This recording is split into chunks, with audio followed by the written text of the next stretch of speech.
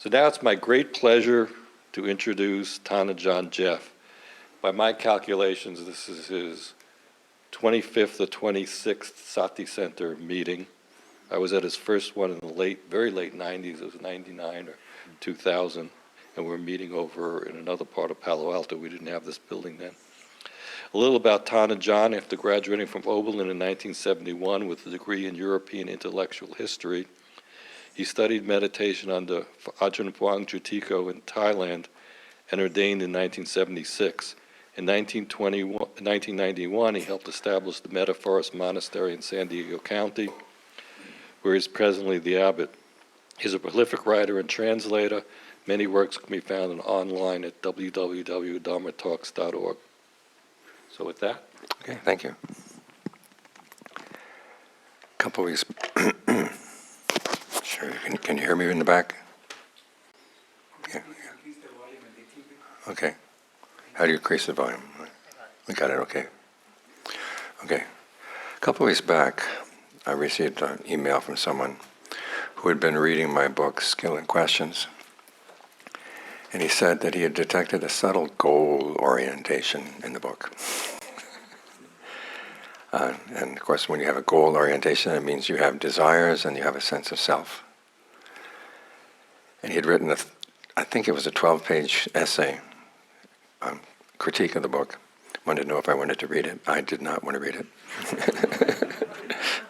Well, they should have congratulated him on finding it was one of the major points of the book, which is that the teachings of the Buddha are all united in their goal. It's not, the Buddha didn't argue from first principles and try to create a logical structure. Instead, he had a series of techniques which are all aimed at the goal of full release. As he said, all dhammas have release as their taste, just as all the waters in the ocean have salt as their taste. I would have asked him what was his goal in writing the critique. Because the Buddha himself makes the point that everything we do has a goal. Everything we experience, the act of taking an experience of the six senses, is goal-oriented. When that statement where he says that all dhammas are rooted in desire, stop and think about what that means. All dhammas cover everything that you experience in the senses. And there's a desire that underlies every sensory experience. Because every sensory experience is not just being passive, you are engaged in doing the experience. And the implications, of course, are that this applies not only to unskillful dhammas, but also to skillful ones. The Noble Eightfold Path is based on desire, it's rooted in desire. Even the realization of nibbana, which is the act of realizing nibbana, is rooted in desire. The only thing that you could possibly experience that is not rooted in desire is nibbana itself. You can confirm this for yourself, because the word goal in Pali, atta, A-T-T-H-A, can also mean meaning, purpose, benefit. And you can know that you've noticed your periods in your life where life seems to have no meaning. You really don't want to live. Meaning is what makes life worthwhile. It's what lies at the base of everything that we try to do. We're trying to find meaning, we have a goal. You look at the story of the Buddha himself. I mean, if anybody was goal-oriented, he was probably the most goal-oriented person you can think of. And before his awakening, he was aimed at total release from suffering. Even after his awakening, he had the choice. He could have just sat around and enjoyed his awakening, or he could set up a religion. He decided to set up the religion. That took 45 years before he could pass away. It was a huge undertaking. And you just think of all the Dhamma that he had to teach. Not only the Dhamma, but he also had to set up the Vinaya, which is the rules for the monks and the nuns. That's the part where I have a lot of compassion for the Buddha. I feel sorry for him. Because he had to deal with all kinds of people. I mean, there were Brahmins who wouldn't wipe themselves among the monks. They created problems, as you can imagine. There were nuns who tried to kill a monk one time. Monks exposing themselves to the nuns. And a lot of people doing things that they shouldn't have been doing. But he had to deal with that. But he did put up with it 45 years because he wanted to establish the Dhamma and the Vinaya in the world. He wanted to make a difference in the world. First he made a difference in himself by gaining awakening. He wanted to make a difference in the world by setting up the Dhamma. So he gave his life to this overriding desire in order to first gain awakening and then to set up the Dhamma and Vinaya. And seeing how goal-oriented he was, it seems very strange the way that you hear the Dhamma and the path portrayed nowadays, that the path is a path without a goal, or the path is the goal, or the path is a natural unfolding. It's not something that you do, it's something that you simply allow to happen. The Buddha wouldn't have had any use for any of these ideas. So for him, a natural unfolding is the way samsara acts.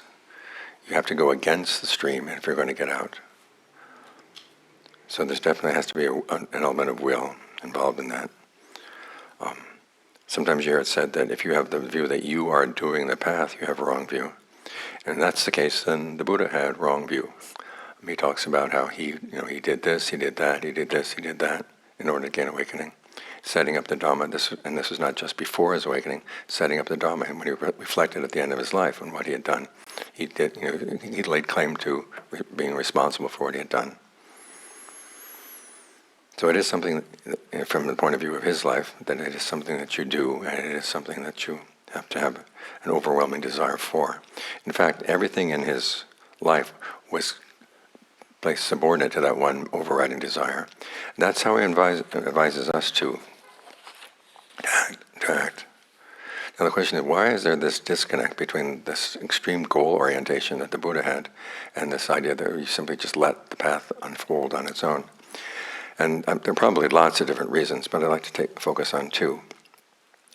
One is when you look at the Four Noble Truths, it's very easy to focus on truth number 2, which is the cause of suffering, which is craving. It's easy to miss the fact that the Buddha is saying specifically 3 kinds of craving are the cause of suffering. He didn't say all desire or all craving is cause of suffering. 3 particular kinds. Craving for sensuality, craving for becoming, craving for non-becoming. During the Q&A we can get into the meaning of those terms, if you want. Just as an aside, years back I was talking to a Zen person, and he was talking about another Zen person who had said that the second noble truth is that life is suffering. And he said, well, of course, it's the first noble truth. I said, there's no noble truth. There's no place where the Buddha says life is suffering. He says certain things are suffering. Clinging is suffering, and clinging is caused by craving. And it's also easy to miss the fact that when the Buddha lays out the path to the end of suffering, there is desire as part of the path. You get into right effort, which is one of the factors of the path. And the right effort is that you generate desire to prevent unskillful qualities from arising, to get rid of any unskillful qualities that have arisen, to give rise to skillful qualities, and then once they're there, then you try to maintain them. There's an element of desire that has to go into that, and you have to learn how to generate desire for that if it's not there. In other words, you don't simply force yourself to do the tasks of the path, but you have to learn how to make yourself want to do them. And a large part of the path is learning how to motivate yourself. The Buddha himself would give examples of how to do this in his teaching style. When they talk about how the Buddha taught, there are 4 verbs that they use. One is instruct, the rest are pep talks: urge, rouse, encourage. 1 part information, 3 parts, hey, you can do it, okay? And it's good for you. So that's one thing that people tend to miss when they look at the Four Noble Truths, is that the Buddha didn't say that all craving is bad. There's certain desires that are going to be good for you that would lead you to the end of suffering. Now when you get to the other side of the river, then you can put them aside. You know the simile of the raft. You're on this side of the river and it's dangerous. You want to get to safety on the other side where it's safe. And there's no nibbana yacht going to come over and pick you up. And what do? You take the twigs and branches and leaves on this side of the river, and you make a raft. And you take the raft across. Once you've gotten across, then you put the raft aside. What this means is, okay, you take things that you already have here in terms of the 5 aggregates: form, feeling, perceptions, thought constructs, consciousness, and your desires, and you make a raft out of that. And then you take that across, and then once you've gotten across, then you can let the raft go. The second main point I'd like to focus on has to do with the readings that I gave you. If you take a cursory look at the definition of suffering, one of the examples the Buddha gives of suffering is not getting what you want. And it might say, well, in that case, you just don't want anything and you're not going to suffer. try that. But when you look more carefully, you see that the Buddha says not getting what you want means being subject to aging, illness, and death. You want to not have to age, not have to grow ill, not have to die, or experience suffering. Now again, you might say, well, just don't have that unrealistic desire to get to the end of what is deathless. Again, that's not the case. Look at the Buddha himself. He was motivated from the very beginning of his path to find a dimension that didn't die, was not subject to aging, illness, and death. And that's what kept him going all the way through the path. If he found that the path that he was following at that particular point did not lead there, he would drop that and go to something else. If that one didn't work, he'd drop that and go to something else. I mean, he's really determined. And even on the night of his awakening, he got that knowledge of his previous lifetimes to begin with. As he noted, there were a lot of people who had gained that knowledge before him, and they had stopped right there, set themselves up as teachers, and lived out their lives telling people about their past lifetimes. He realized, well, but this doesn't put an end to suffering. There must be something more. So the next question is, well, why is there this variety in the way you get reborn? Because the way he described it, he said it's like throwing a stick up into the air. Sometimes it falls on this end, sometimes it falls on that end, sometimes it falls splat in the middle. Why is that? And so he got this larger view of the universe as a whole, with beings dying and then being reborn in line with their karma. It turns out karma is complex. We hear that, okay, you do good and you're going to get reborn in a good place. You do bad, you're going to get reborn in a bad place. What about those of us who do good and bad? Which is, i.e., everybody. And as he said, it is possible to do good in some areas, but then you decide that you don't believe in the principle of karma anymore. You develop a wrong view, either after what you've done or at the moment of death, and that will take you to a bad place.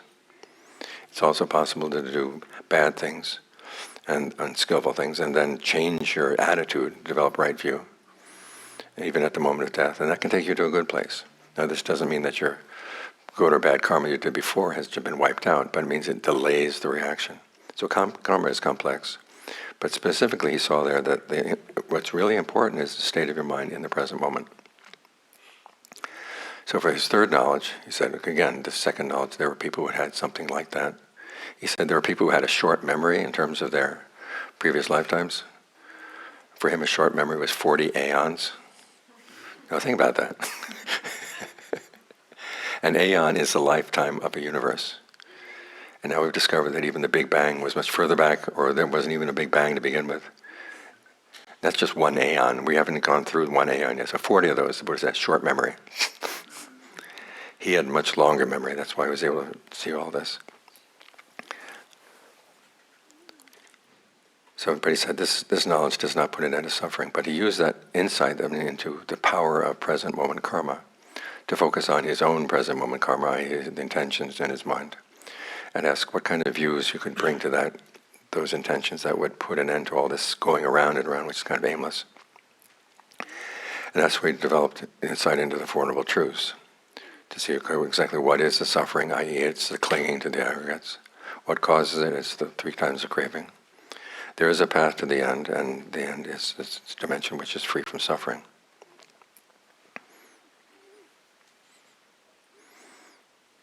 So that way he arrived at the goal that he desired. And then he encouraged other people to have desire as they pursued the goal as well. And so you look back on that point that he made earlier, that suffering is wanting not to die, not to grow ill, not to get old. And the problem there was not the fact that you had that desire. The problem was that you simply stopped at the desire. You didn't carry through and follow the path that actually would lead to that. So the problem is just wishing and not following the path. What this means, though, the path of action is going to lead to something unfabricated. You've got to be strategic. Again, this is the image of the raft. The raft is not like the other side of the river, but it will get you there. And you do have to let go of the raft at some point to get onto the shore. So his motivation for crossing over, and which he had and which he encourages in all of us, is to have this overriding desire. So what his strategy is to desire the best thing possible, which is the total end of suffering, the ultimate happiness, which is totally harmless and undeceptive, and arrange everything else to fit under that desire. Now this is pretty radical, because you think of a more ordinary way of approaching your desires, which tend to be, start with a view about who you are or what your place is in the world, and then from that decide what desires are appropriate for you. The Buddha turned it around. He said, start with the absolute best desire, which is total end of suffering, totally harmless. And then order your views about the world and about yourself around that. And to see how radical this is, I'd like to make a few comparisons. You think of the more typical ways in which people talk about desire. It depends on, well, this is the nature of the world, or this is the nature of you as a person. What's appropriate for you? You get people who say, well, they're, like in a materialist worldview where there is no objective standards for good or evil. Hey, different strokes for different folks. Pursue what you desire, whatever you want. This is the basic philosophy of American advertising. Hey, if you want something, we've got it for you. And we're not responsible for the consequences, but don't think about consequences, okay? Just buy our stuff. The other extreme is that either in a deterministic worldview where your desires cannot have any impact on anything at all, so just give up. And there are two varieties of this one. One is strict determinism. I heard one Buddhist teacher, and this is what's really weird about this. You hear this in Buddhist circles sometimes, saying that you're riding on this bus, and as you get off the bus, you're looking, there's no driver. The bus is just kind of driving itself, so you just learn to be okay with whatever the bus does, because you can't do anything about it. There's another series of thought, which is that, yes, you can make changes in your life, but you're going to tend to botch it up anyhow, so just let things flow. That's more pervasive than you might think,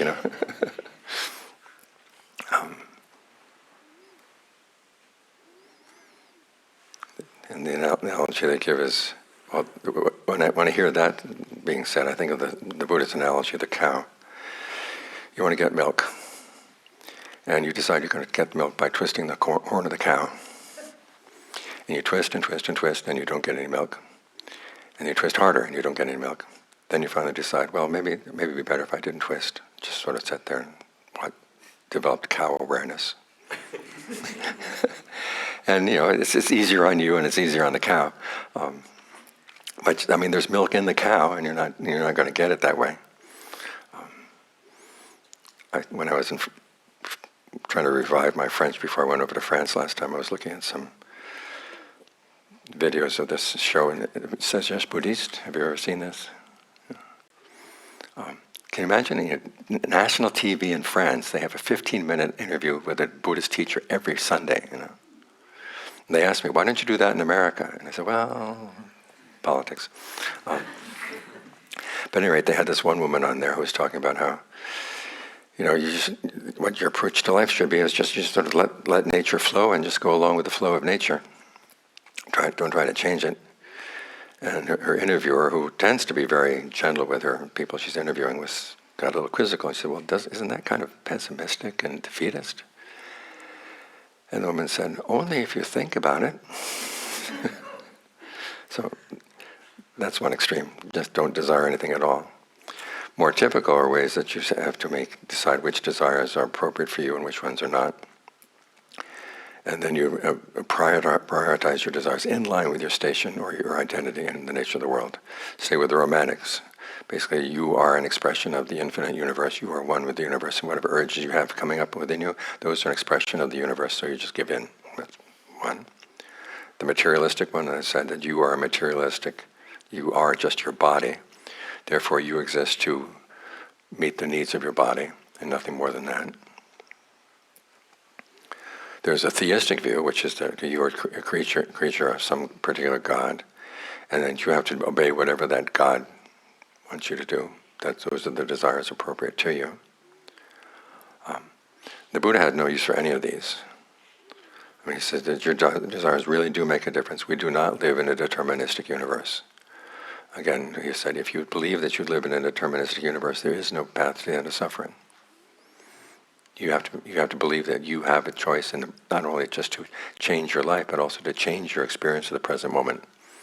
This is why he developed the theory of karma, in which what you're experiencing right now is the combination of results of past karma plus your present karma, putting it together, kind of like a cook going into the kitchen. You see what ingredients you've got, you fix whatever food you can. And this is going to depend on your skill as a cook, and also depending on what ingredients are showing up in your kitchen. It's possible that you have some bad karma, but you're a really good cook, you don't have to suffer. Or you can have some really good past karma, but you're a lousy cook, and you make a mess of everything. But when you believe in that, that means, okay, I can change my ways in the present moment, I can learn new habits in the present moment so that I don't have to suffer.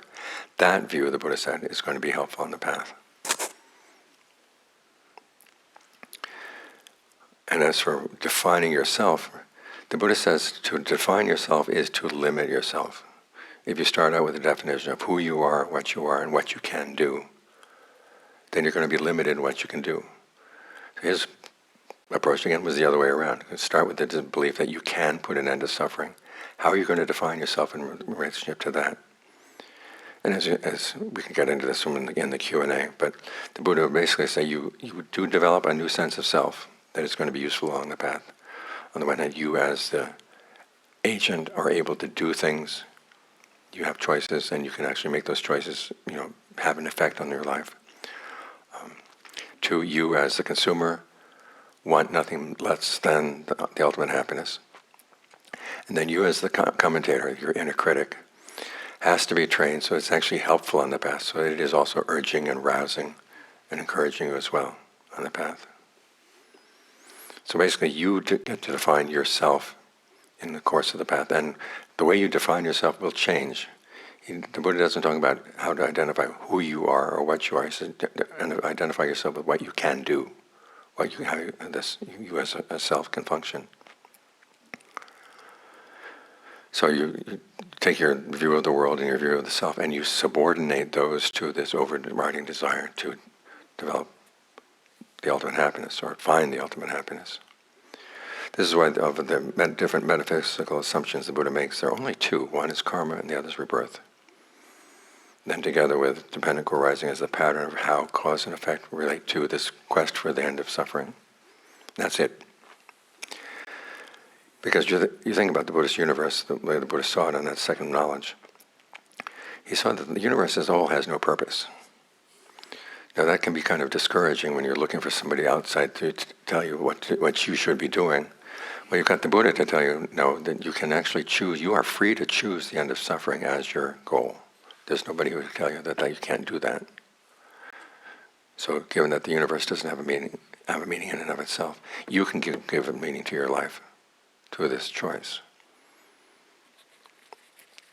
So your desire for freedom becomes the overriding governing principle in how you view yourself, how you view the world, how you view the principles that work in it. Now, if we were doing this just in person here and not online, I'd stop there and ask for questions, because I'm going to be throwing a lot more information to you in a minute. But because we're online, and once you get online, you can't stop the questions, let's go.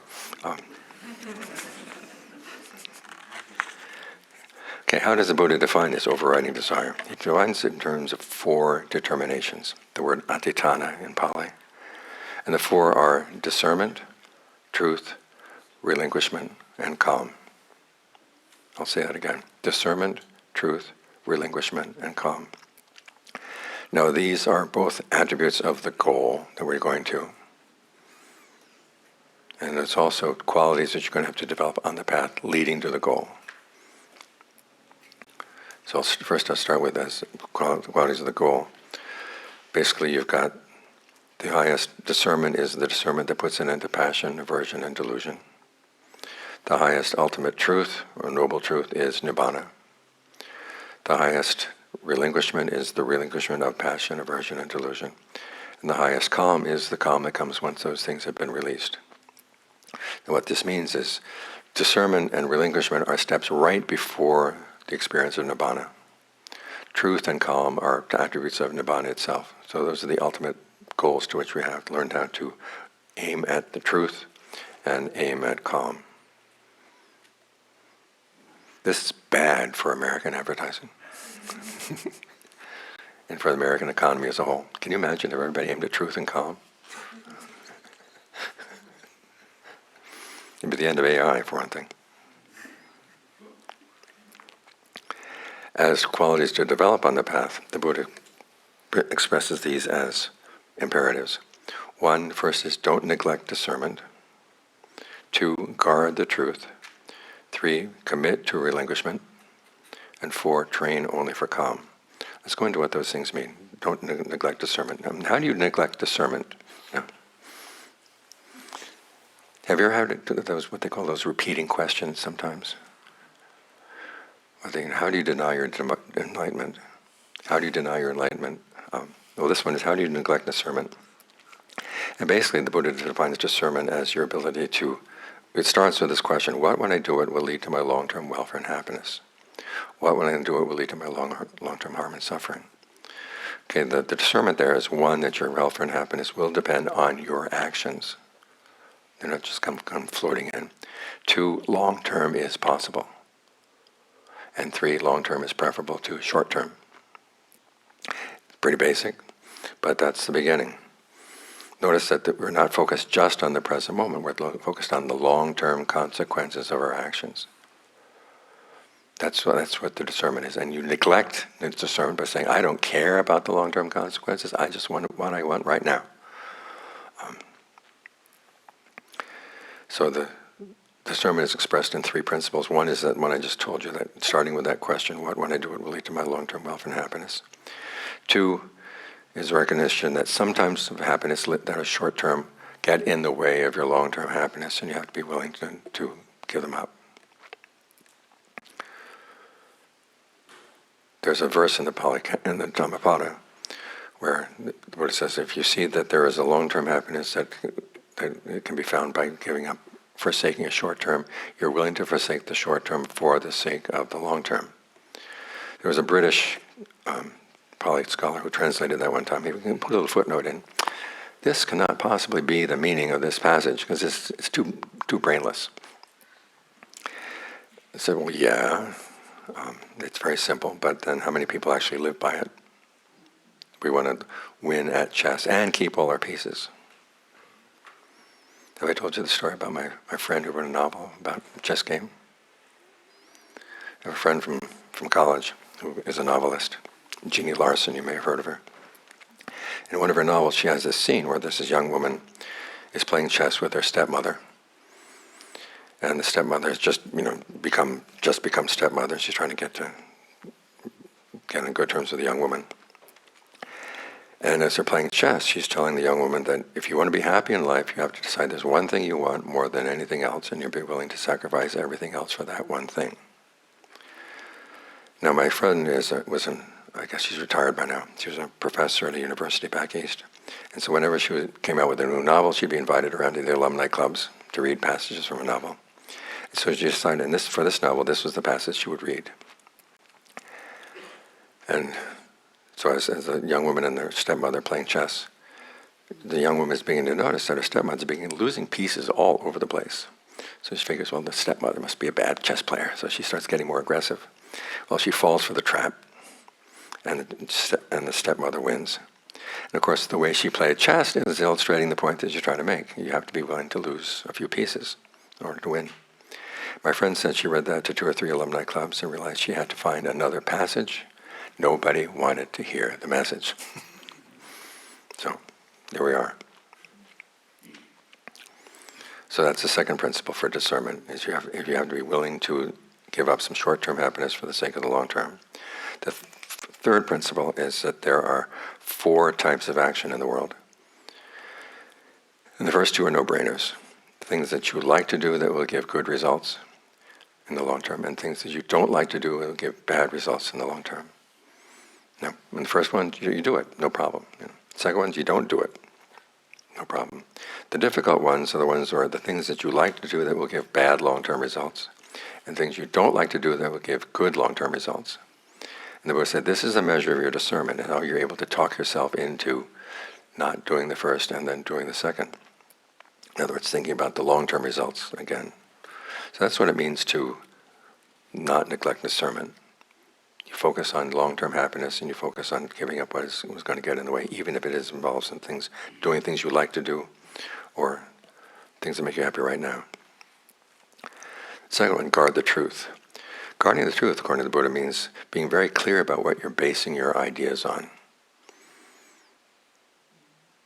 I don't know how many people say my ideas are all based on fact. Well, how many things that you really know that you think you're based on? And the Buddha asks you, there are a lot of things that are based on belief, that are based on things that fit into your worldview, based on your respect for a particular teacher. And he goes down this long list of possible basis for what is really the truth. There's one thing that is a guide, firm foundation for truth, and that's your direct experience. Now the problem is your direct experience is reliable only when you become a reliable person. This means that guarding the truth means not only being clear about where you're getting your ideas, but also, are you a reliable enough person to be saying what's true or not? And if you're not yet, what can you do? So it's not just a question of honesty, but it's also a question of personal integrity. That I take responsibility for really, really checking the qualities of my mind in terms of discernment, in terms of concentration, in terms of mindfulness, as to whether I'm a reliable judge of things or not. If we held to that standard, the internet would be quiet. Third principle, commit to relinquishment. In other words, find joy in shedding things that get in the way of the path. There are certain qualities. When the Buddha talks about shedding, he basically is talking about, get this, thoughts of pride, thoughts of revenge. Those are the two things that people have to shed. There's a great story in the canon where this young prince has lost his parents because they were killed by another king. And so he decides, I'm going to get revenge. So he goes and gets a job in the elephant stables of the other king. And in the night, in order to entertain the elephants, he plays the lute. This is one of my favorite passages in the canon. Can you imagine that? Playing the lute for the elephants. It's like the time when I was working in a record store when I was a teenager. And there was one, I would scrimp and save just to get one record. And this guy would come in and he would buy about 30 records once a month. Classical music, Mozart mainly, Mozart and Bach. It was for his cows. Because if he played with Mozart and Bach 24 hours a day, the cows gave lots of milk. So at any rate, this young man plays the lute to please the elephants. Well, the sound of the lute doesn't stay just in the elephant stables. It goes up into the apartments of the king. The king hears this, and he says, I'd like to hear this more closely. So he has the young man brought into his apartments. So the young man plays the lute really well. The king says, okay, from now on in, you're playing for me and not for the elephants, okay? And the young man sort of works his way into the king's trust over time, until he finally gets the king in a position. They're out in the wilderness. The king has been separated from his troops. He's tired, so he has the young man sit down, and the king lies down with his head on the young man's knee, falls asleep. And the young man thinks, I've got him now. So he pulls out his sword. But then he thinks of something his father said, which is basically, animosity is not ended through animosity, it's ended through non-animosity. So he puts the sword away. And he starts thinking again, this king has done a lot of mischief to our family. He pulls it out, does this 3 times. Finally, after the 3rd time, after he puts it down, the king wakes up. So I just had this horrible dream that this young prince came in and was going to kill me. And so the prince grabs him by the hair and pulls out the sword again and said, do you know who I am? I'm that prince. And the king pleads for his life. And the young man says, no, I plead for my life. So they agree that they're not going to harm each other. And the Buddha is telling this story to the monks because the monks have gotten into a big disagreement over who did not flush the toilet. And he said, look, even noble warriors who live by the sword think they learn how to shed their thoughts for revenge. Why can't you? So you commit to relinquishment. We're going to get into this later on in the day in more detail. But basically, you see, there's anything that is going to get in the way, you're happy to let it go. You train yourself to be happy to let it go. Finally, train only for calm means you take on only the duties that really do fall to you. Now, the Buddha's not saying to abandon all responsibilities and just kind of chill out. If you do have responsibilities, you take them on, but you don't take on any more than you have to, because you need to take the time to train your mind to be calm. And you find value in calm as a true state of happiness. So even here, there's a hierarchy. You're training for calm. You're training for truth. The truth is in Nibbana. The truth is in calm. And Nibbana is also calm. Discernment and relinquishment are there for the sake of truth and calm. But by developing these four qualities in these ways, you can overcome the desires that are ignorant, deceptive, grasping, or agitated. In other words, you do your best to overcome desires that would, one, aim primarily at immediate gratification and ignore the long-term consequences. Two, any desires in which you have to lie to yourself. In other words, desires that make promises that they can't fulfill. How many of you had those in the past? Okay. Three, you're trying to counteract desires that would aim only at acquiring more wealth or power over others, and always wanting to profit off of other people, like certain politicians we know. And finally, you want to counteract any desires that aim at goals that would have to fight and to protect. In other words, that would make you fearful that you would lose what you've got. When you have to acquire lots more wealth, then you have to hire security guards or armies to protect yourself. So basically, you're looking for a happiness that would not get anybody else jealous. But John Lee makes a really nice point. He says, when you gain awakening, nobody else knows that you're safe. Interesting thought. So at the same time, in developing these four determinations, you're going against many of the common habits of the world at large, uses in pursuing its desires. One, going for the quick results without thoughts for the long-term consequences. Two, your habit of using deceit when you can't get what you want through honest means. Three, the habit of accumulating as much as you can. And four, the habit of looking for happiness in variety, excitement, and change just for the sake of change.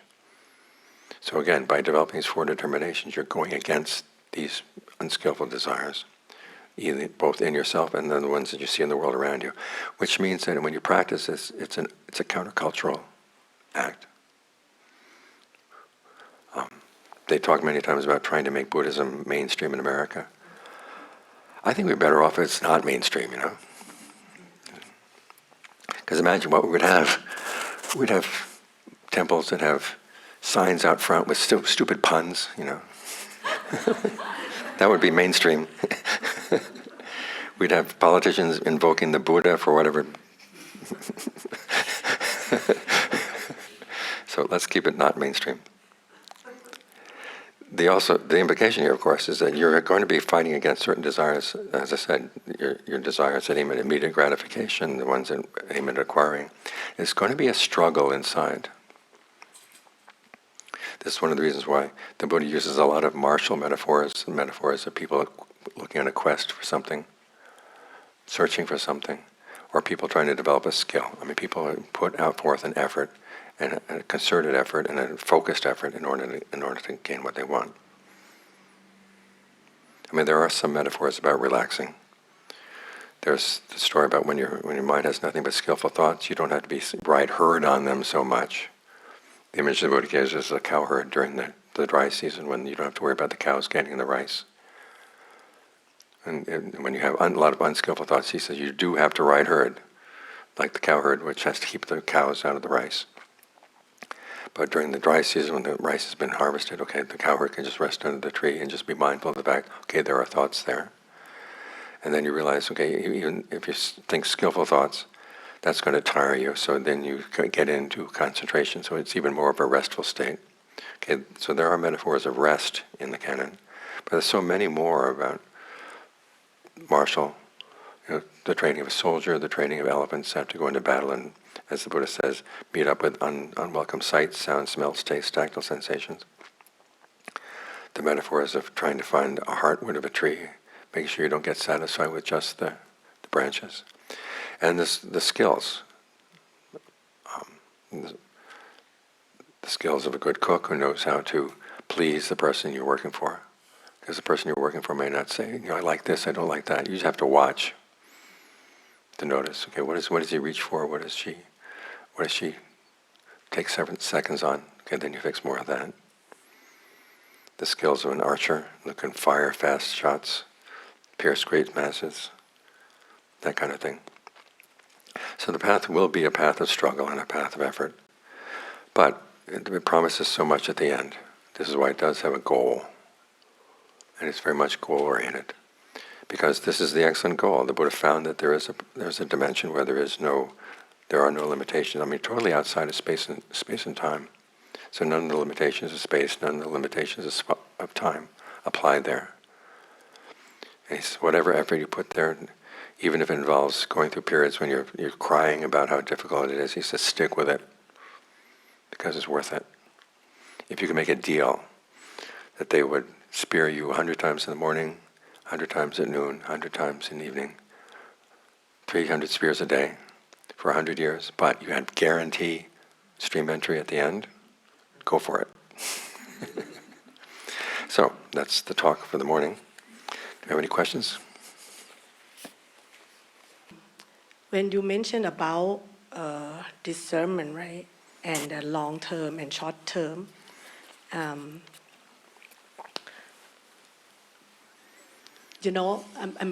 because I'm also still teaching the teenage in Wat Puthanusaran, right? And I have have 2 sons, they're still in a teenager. Long term is hard for teenagers. Yeah. Yes. Anything beyond the next weekend, That's not easy, right? In Thai, you would say อดเปรี้ยวไว้กินหวาน similar like that. So it's more like you also more like you look at the long term, but for the teenage, with this day and the situation is going on around the world, even social media, and a couple of days ago there was situation of the beach shooting and things like that. All of this is really interrupt just a normal process of even all of us. Right? And for the young generation, it's even harder. And when you do small goal and long-term goal, sometimes they feel like, they're in the state of depression.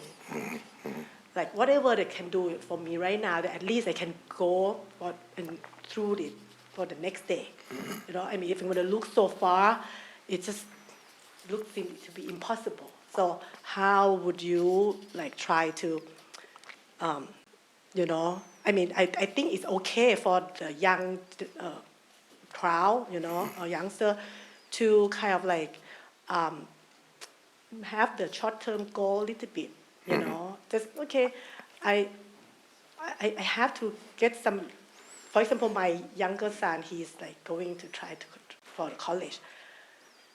There's a long-term goal, but it's not easy. I'm like, I used to play a game and all of this, but how do I go through that long-term? But I want to just get better, be happy, just at this moment, so that I'm so depressed. That is a very simple thing. But nowadays, in the whole world situation with the wars going on, just every day to go through each day is hard enough. Right? And when you look at long term, I want to just survive now. How do I do that? Okay, one is remember that the path doesn't save all of its rewards for the end. It's really good. Everybody needs to learn how to develop some concentration inside, so that you have a place where the mind can rest and have a sense of well-being and sort of recharge your batteries. And then secondly, given the uncertainty of the world, said, look, you've got to prepare. And what's the best way to prepare is developing powers of discernment, powers of mindfulness. These skills, that's whatever is going to happen, you're not going to suffer. This is how the Buddha teaches heedfulness to the monks. He says you could die easily, there could be a social breakdown in society. And what you need to do is develop the qualities in mind that you're going to need, that you can be happy no matter what happens outside. And this means, not defining yourself in terms of what the social media are saying to you right now. But again, this is part of being a good parent, is being on their side. Look, I'm on your side here. I'm not trying to force this on you, but this is for your own good. I have a student in Brazil who's been playing my Dharma talks to her daughter since the daughter was in the womb. And so whenever she feels upset, now she's about 4 or 5 now, whenever she feels upset, she says, Mommy, can I hear the John Jeff? Either that or what is that song from Frozen? It's one of the two, It's one of the two. So, but the kids need something centered inside, so their minds are not totally defined by the social media. Hi, John Jeff. So great to be in your presence again. You've been talking about the heart of this paradox all morning, but it's not easy in practice to understand. So the desire, you mentioned the desire to become, and desire to non-becoming. Is non-becoming desire for non-existence or just no change in life? No, And no. also becoming, is that like, so the desire to become awakened? Yeah, please say Okay, a little you bit got a more. problem with the language here. Okay. Because when the Buddha's talking about desire for becoming, it's basically what becoming is when you have a desire for something, and then you say, "Okay, where in the world, or which world is this in? What kind of world is this in?" Like, you go into the tech world. There's the tech world. You go into the world of entertainment. There's the entertainment world. This thing I desire, what kind of world is it in? What kind of identity can I take in that world? That's what we're talking about when we talk about becoming. Non-becoming is you got into the tech world, you say, gotta get out. And non-becoming in this case would not necessarily mean, well, non-becoming would be trying to destroy that identity or destroy that world, or both. And so the Buddhist technique for that is to, well, how did I get into this to begin with, and how is my mind creating other becomings? I've got to go back and look at the process and develop some dispassion for the process that would lead to another becoming. That's the way out. Now, in practical terms, say you've gotten into the tech world. You say, look, I've got to create that raft. And the raft does involve some becoming. You need to use some becoming in order to get beyond becoming. So you find yourself around this desire to gain awakening. Okay, there's going to be you, but you have to be a little bit more fluid in the yous that you develop, because that's going to develop as you go along the path. So you learn how to use becoming to get past becoming. And try to develop, you use desires to get beyond desires, you use becoming to get past becoming. Yeah, it reminds me of the sutta when the guy goes to the park and says, now that you're at the park, you Right, don't that's at the desire. park, yeah. I think my main issue is I have a strong desire for non-existence that has been in me since childhood. And it kind of has fueled the path without me knowing, but now it has become really clear. What I want from this being a dedicated lay practitioner is that. And now that I see it, I don't know what it is, what to do with it. I don't understand Okay, it. well, non-existence would be just a total wipeout, and that's not what we're going for. We're going for total happiness. Something that is outside of space, outside of time, totally unconditioned. Say, now, can I twist, adjust my sense of what's possible? Because for people who go for non-becoming, they look at the becomings around them and say, these all look miserable. I don't want anything at all. Just wipe me out. It'll be done. And that takes you. There's a state called the state of non-perception where you blank out for a while. You might blank out for a long time. I have. Yeah, but I mean, say you die from the human life and you become one of these non-percipient beings, you can be there for a long time. But as they say, when you come out, the Thai expression for this is really good. You're kind of bum. After having suppressed your mental activities for so long, you're pretty wacko. So you don't want that, because that's a false escape. So the Buddha said there's got to be another escape, and he found this. He found unbinding. So he's try to adjust your picture of what you're aiming for. I'll try. I mean, the good thing about unbinding is you don't have to maintain it. The good thing about what? Unbinding or nibbana is you don't have to maintain it. Once you got it, you got it.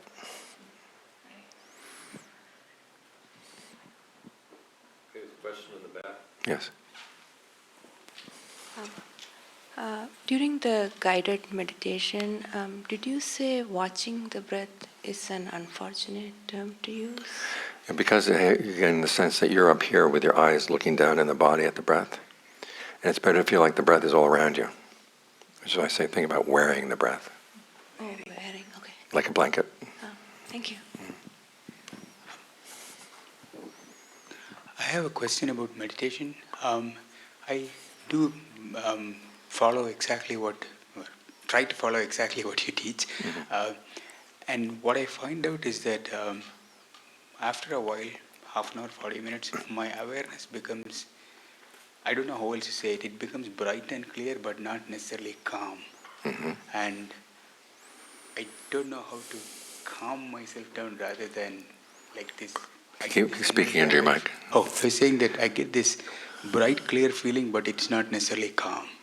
So I'm trying to figure out, should I change it? What should I change? Okay, you ask yourself, what am I doing to disturb it? When the level of disturbance goes up, what did I do? When the level of disturbance goes down, what did I stop doing? And then be very careful the next time around not to do that, whatever it was that brought the level of disturbance up. And when you get that sort of under control, then you'll find there are more subtle levels of disturbance that you didn't notice before because the blatant ones were in the way. But again, it's the same process. You're kind of peeling off these levels of activities that you're doing that are disturbing it. Okay, so the key there is to actually be inquisitive about it post-fact or during meditation? During meditation. Why? Yeah, okay. Because you're going to see the answer only during meditation. So not after the fact, okay. No. All right, If it's after the fact, then you're just going to be dealing with memories. Was it this or was it that?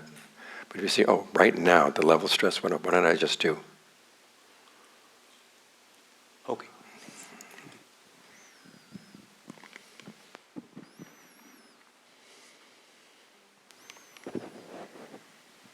Ajahn, my question arose when you were sharing the analogy of the cow twisting the corns, how Cow's horn. horn of cow, yes. Horn of the And cow. I was just wondering, during the Buddha's time, there were many arhants understanding that they know that cow gives milk and there is a way to get it, but are we kind of twisting the corns how, and that's why not getting established in the nirvana so easily, or? Well, a lot of us don't know anything about cows. Just comparing it with practicing for the nirvana, Ajahn, are we doing things right, or we are just putting so much effort, diligence? It's hard to generalize, but a lot of people are still twisting the cow's horn. How to understand in proper way, Ajahn? Well, go back and find the udder. Go back to the basics. And people tend to overlook the Four Noble Truths. There's so much time spent on looking at things as being impermanent and suffering and not self.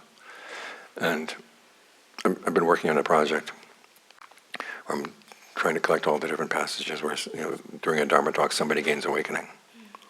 And the Buddha never gets to the three perception lesson when it's already been through the Four Noble Truths. So go back to that.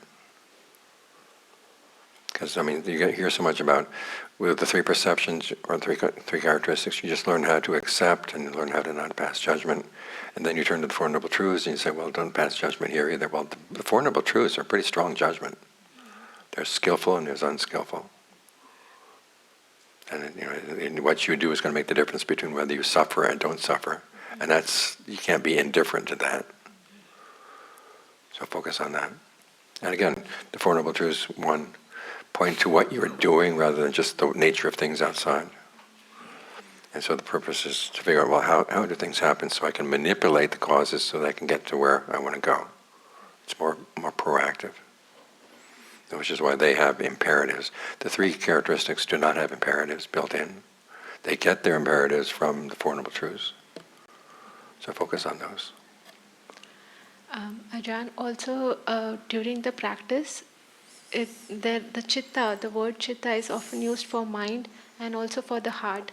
And like from my direct practice and experiences, I kind of felt like heart is more of living and being aware about whatever is happening, but mind is more proactive in making decisions and judging. The heart makes decisions too. Yes, but like it doesn't jump on into taking identity as such, but like to be. Oh, you don't know your heart. I'm still a beginner. I consider myself, and I'm happy and willing to take guidance on this, Ajahn, also. Yeah, the heart is basically the willing part, the part that wills, and the head is the part that analyzes. And you want to use your powers of analysis basically to train the heart to will the right things. And also you use your heart to get your powers of analysis to analyze the right problems. So they have to work together that way. Makes sense. Thank you, Ajahn. Over here. Is there such a desire, is there a skillful desire for wealth? Like we all want a house, food, security. Is that unskillful inherently? No, the Buddha talks about that if to find happiness in the present lifetime, you have to have some initiative, gain wealth in a skillful way, and then you learn how to use it in a skillful way, so that you benefit from it, your friends benefit from it, your family benefits from it, and then put some of it aside for your future needs. That's all skillful. It's just that we don't take the pursuit of wealth as being the overwhelming value in life. It's something that's used for the higher purpose. Thank you. Yeah, there was a study that was done back in the 1950s. The U.S. government was concerned about Thailand falling communist. So they gave lots of money for anthropologists and sociologists to go over and study Thai culture. And they discovered that in Thailand they preached the virtue of contentment. This is bad for business. And so they advised the Thai government to tell people to don't be content all the time. And of course, people in Thailand laughed at this. But John said, look, we don't just tell people to sit around and do nothing. We do teach initiative. It's uttana sampada, is the Pali term. That whatever wealth you can develop, if you can develop in a skillful way, go ahead and do it. I mean, the Buddha's prime lay disciples were businessmen. So it's not bad. Thank you. There's a question in the back.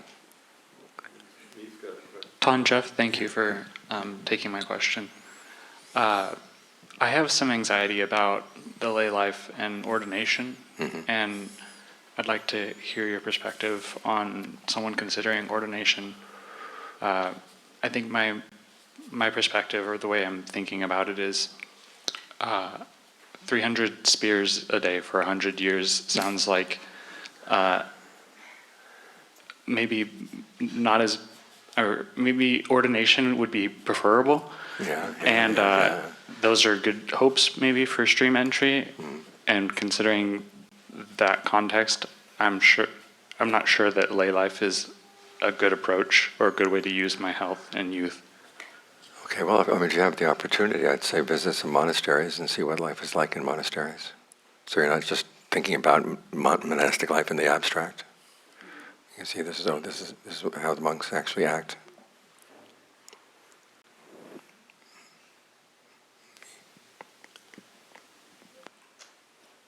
Tanjan. Hello. Okay. Thanks for taking my question. So it's actually related. So what you said about starting with the endpoint, the desire for release, and kind of curating your life around that, that makes sense, and seems like a sound strategy. And also the advice about minimizing your responsibilities. So it's related to this. The natural conclusion would be monastic life is like the way to do this. But this I guess is my question. Is it more about view? Like, can't you see householder life, having children, as a means to develop parami, like metta, tolerance? Isn't it a question of framing? Is that Partly correct? it's a question of framing, partly it's just a question of time. You wake up in the middle of the night as a monk, and you just meditate, and there's the lay life. You wake up in the middle of the night, and your child is screaming, "Water, water, water!" And, so it's largely a matter of time more than anything else, time and energy. Thank you. They do have that image in the canon of the monks who get along, and they're mixed together, just like water mixed with milk. Not every monastery is water mixed with milk.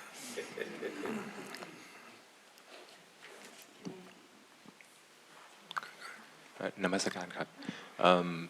I have a question about rebirth and how to put that into practice, kind of. So the background is, well, I was born in Thailand, and the part of the first few reasons that I got into Buddhism was about long-term happiness. That sounds cool.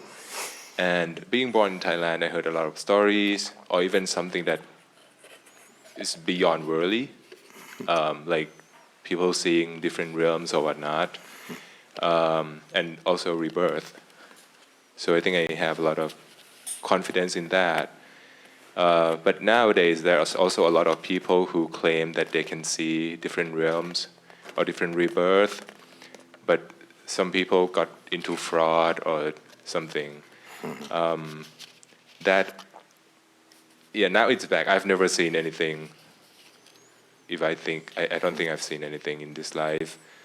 But to your practice as well, maybe before your ordination or even before you get into Buddhism, I assume you haven't seen any other realms, or maybe I'm wrong. But how do you put the rebirth part, or the part that you don't even being able to see, into and gain confidence into the practice? Because nowadays, to me, it's really rare to prove such things. And even though I understand there are ways to prove that by meditate in some method, I don't know if I could do that in this lifetime. It sounds fun. Well, take it as a good working hypothesis. I mean, on the one hand, you've got the Buddha saying, hey, yeah, it's true. And there are some very reliable people. I mean, with the John Fuang, I found somebody I really relied on, trusted 100%, and he said, yeah, it's true. And it's a good working hypothesis.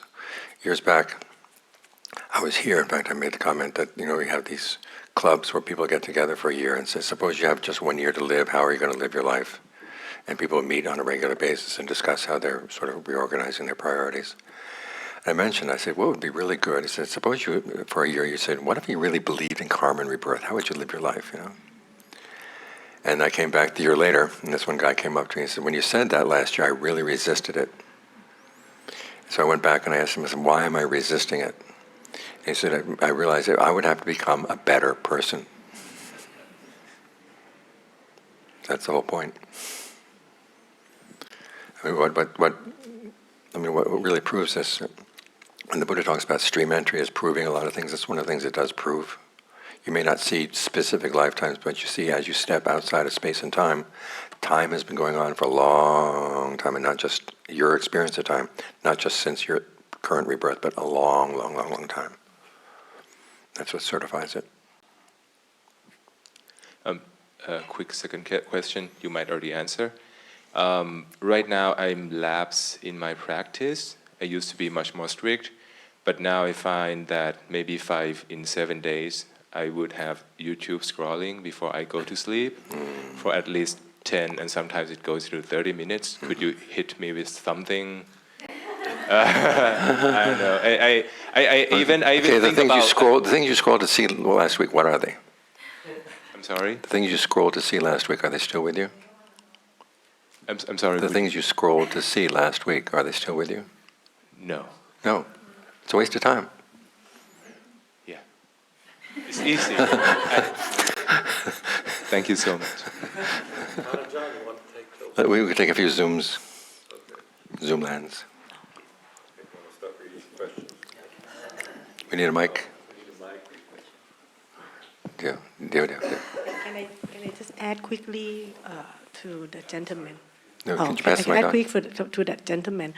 I'm a female, so ordained or not ordained is one thing, but this is just my perspective. I'm not sure. When I was younger, maybe in my 20, 30, before having family, of course, the perspective is different, right? When you live through life, have family, have children, go through all the kind of standard or whatever living that people aim to have, it kind of give you the knowledge and the insight and experience that shape you to see that how important of the Buddhism and and I think as far as to ordain or not ordain, I mean even you doing the everyday life, you still can practice, you still can bhavana, you can still padipat, you can still try to be mindful. It's harder than I would love to be able to get up and be able to meditate in the middle of the night. But I think if you can go through having to deal with maybe your children crying or whatever, it's kind of like also if you can go through that and pass that, it also can shape you in somehow, some way.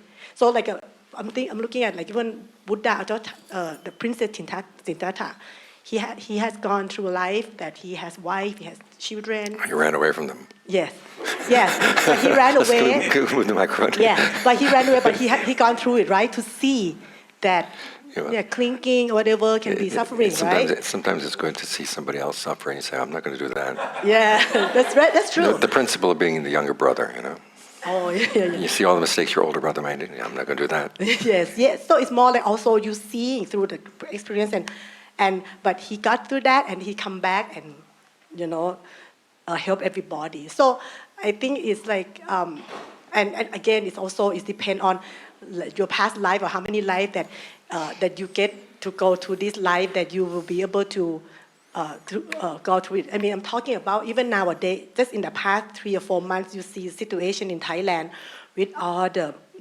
pra, the situation that happened. We need to get the people on Zoom. Oh, yes. Could you pass the mic down?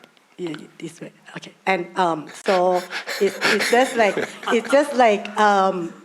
some of them, they're not ready, and they come to be a monk, right? So they're not ready. So again, it just really depends. Thank you. Yeah. Oh. No, over here.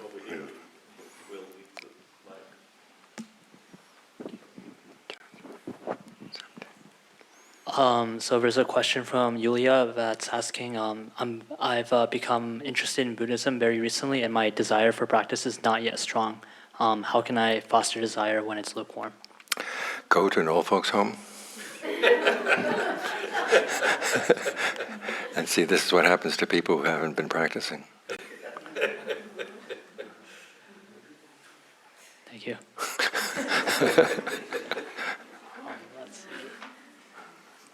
So there's another one from Marga that's saying past trauma can affect a person's body and mind for a long time.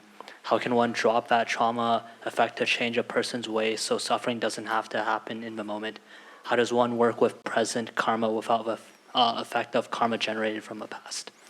Okay, when we talk about present karma, you have to realize it does not have to be influenced by karma from the past. That's your escape from past karma, is the fact that you can make choices in the present moment that are not shaped by the past. So you can learn from other people what is this more skillful way of approaching. And because there's a lot of past trauma is in the body, it's in the energetic body. This is one of the reasons why I recommend working with the breath, like we did in the guided meditation this morning. Finding some spot in the body. If you find that starting at the navel is you have some bad associations with that part of the body, start someplace else. Find a spot in the body where you do feel at home, and then gradually re-inhabit your body from there, based on treating it gently with the breath. Thank you. There's a question from Skya Fisher that's asking, are peace and calm the exact same thing? For our purposes, yes. Thanks. Let's see. There's a question from Nipur Dalai that's asking, can you please comment more on that statement of nibbana/unbinding? Once you got it, you got it. Can you say more about how it's permanent and does not require maintaining? Okay, because you're outside of space and time. I mean, things in time have to be maintained. Here, there's no time. Thank you. It's nothing to do. Let's see, there's a question from Lulia Sara that's asking, how do I increase my sada, except from keeping in touch with admirable friends? Another visit to the old folks' home. But again, try to keep in touch with admirable friends as much as you can, because you tend to pick up the views of the people you hang around with, and if you're hanging around with a lot of people who don't have faith and conviction, then it's going to be hard to maintain it. Thanks.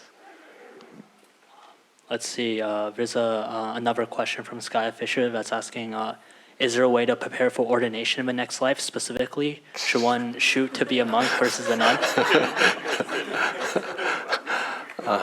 Just keep on practicing. Okay, let's see. There's a question from Gareth Sway that's asking, I used to breathe out through the whole body, but I hear you saying to breathe out through the area that you have passed the awareness through on the in-breath, such as arms or the back. How do you feel breathing out through the whole body compares to breathing out through a particular section of the body? Well, the particular section of the body, you're working on getting sensitive to that part of the body. Now, if you have a particular problem with that part of the body, I'd say focus on it to get the breath energy more healthy there. But ideally, what you want is this expansive global awareness of the body, because that's much more stable. Thanks. Let's see. There's a question from Vanessa that's asking, is physically covering one's spouse's mouth when they are speaking unskillfully karmically okay?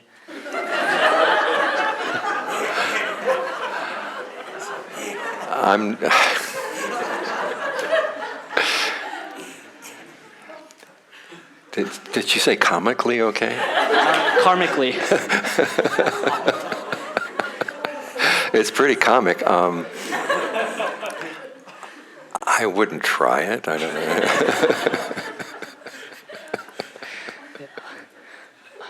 Okay.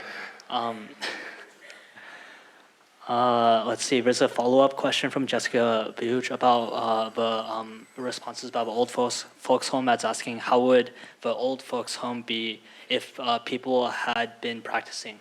I guess I don't understand what you are assuming. Okay, about. if you see people who are pretty deluded and delusional and demented, you realize they would have benefited a lot from having practiced meditation. Their minds would be more at peace. Because basically, when you get in a state of dementia, a lot of sort of deep personality qualities come out. And if you've trained the deeper parts of your personality to be calm and tolerant and equanimous, it's a lot easier for you and the people around you. But if you see people who have not trained in that way, then dementia can be really bad. I happened to be in a hospital in France one time. I was in the emergency room. I got a couple of stories about that. But part of it was there was this one woman in the emergency ward who was just moaning and moaning and moaning. So I asked the doctor about her, and she says that she's just been kind of out of it for the past couple of days. That's what happens when you haven't trained your mind. Thanks. You have to prepare for aging, illness, and death. Yeah. Do we have more questions here?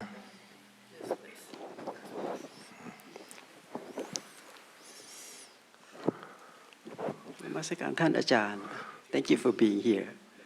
I have read in the past week about 4 different kinds of foods that nurture samsara.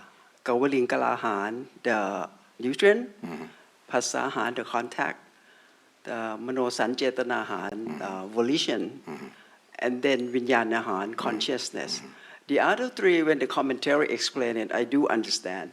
But the last one, it said that consciousness compare with like a spear that palm you in the morning, 100 times in the morning, and another 100 spear in the afternoon, a total of 600 spear toward evening. How could consciousness compare with the spear? Because you're conscious of so many different things in the course of the day. You've been conscious of this, consciousness of that, conscious of this, conscious of that. It's this constant input in the mind. The mind cannot rest. Oh, that's why it's compared with the spear. That's like the spears. Harming you. Now the thing about these different forms of food, there's the food of contact, the food of volition, and the food of consciousness. If you were without them, your ordinary life would pretty be miserable, and you know, you put people into sensory deprivation tanks and they go crazy. So how do we? And if you have, if you feel that your will is being thwarted wherever you go into severe depression. And if you're not conscious of things around you, again, the mind tends to proliferate a lot of things. So this is why it's called food, because this is what nourishes us and keeps us going on the ordinary way. Now, what you want to find is again the state of the mind with total unbinding. You don't need those kinds of food. I mean, the whole point of what the image relates also to the Buddha's teachings on clinging. The word for cling, upadana, can also mean feeding. Now notice that clinging is suffering, but feeding is also clinging. So we suffer because we need to feed. Because the nature of the mind is that it has to constantly be dependent on something. Very precarious position. This is why people have a lot of anxiety. But where have I got my sustenance from? But we cannot help experiencing through our senses door. Yeah, well, that's why the Buddha says, you're not going to be looking for your happiness here and the world around you. He says you look inside, and then you find something that doesn't need to be fed. I see. Inward. Inward, yeah. I see. And this is the image he gives of the sunbeam. He says the sun rises in the east. You've got a house with a window in the east and a wall in the west. He says when the sun rises, where does the sunbeam fall? It falls on the western wall. What if you take away the wall? Falls on the ground. What if you take away the ground? Falls on the water. What if you take away the water? Doesn't land. I see. So the image of the sunbeam that does not land, that's nibbana. It doesn't need those foods anymore. So there's a prevention. Well, you have to take away your attachment to these things, which is what the meditation is all about. But it's really radical. Right. You're right. I mean, these people who say that your current consciousness is the awakened consciousness, just kind of rest in your current consciousness. It's kind of like taking the road to the Grand Canyon. You've heard the Grand Canyon is a big ditch. And as you get along the road, you see, hey, there's a ditch on the side of the road. Maybe this is the Grand Canyon. Let's stop here. You never get to the Grand Canyon. Another question is that Maybe my timing is wrong. I don't know. how can we be more mindful or practice to have more peacefulness? You start Why- feeding off of the concentration. I see. Why we surrounding with sensual pleasure? Okay, well, again, you find some satisfaction, some ease with this pleasure of concentration. You don't need to feed off these other things so much. Okay. I think we need to give Zoom at least one more question or two. Okay. Thank you, Thanissaro.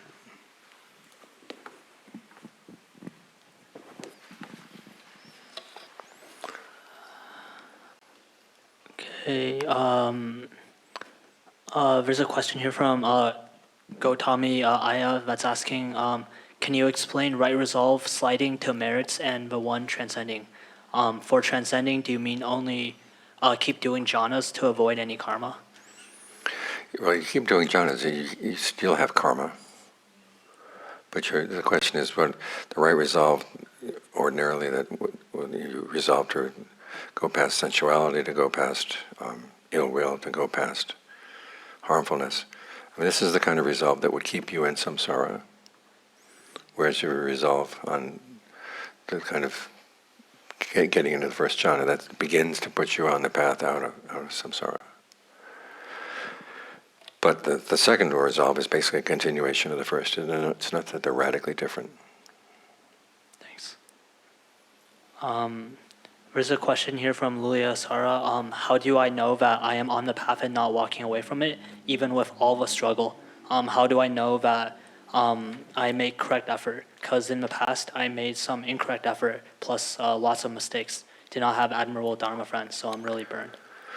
Okay, try to get some good Dharma friends. I'm sorry. With Zoomland, you have to give short answers. But it's a lot of it is finding good people that you can trust. And then saying, okay, whatever mistakes I made in the past, at least I can learn from them, not to do that again. Thanks. Let's see. One more from Shida, UK. Dāna, thank you for making your Dhamma teachings available. I'm a lay practitioner, and seclusion is not easy to find. I've been thinking about emptiness and wondering about whether you might say a few words about how one might cultivate this perception to cool the heart in the midst of everyday life. Thank you. Okay, well, the Buddha talks about emptiness in two ways. The one that's most immediately appropriate is realizing that you have different states of mind, some of which have disturbance, some of which don't have disturbance. You want to see which ones have less disturbance, sort of side with those. And you'll see that particularly you're not worried about so much of disturbance coming from outside. It's what the mind is doing to itself that is disturbing itself from within. That's what you've got to work on. Thank you. Let's see, a question from Victoria Martino. Is there a concept like grace in Buddhism? No. I mean, what there is you've got some good past karma you can't explain. The results of good past karma come up every now and then. It would help you. But there's nobody who can grant grace to you. I mean, but think of your good past karma as being coming to the rescue every now and then.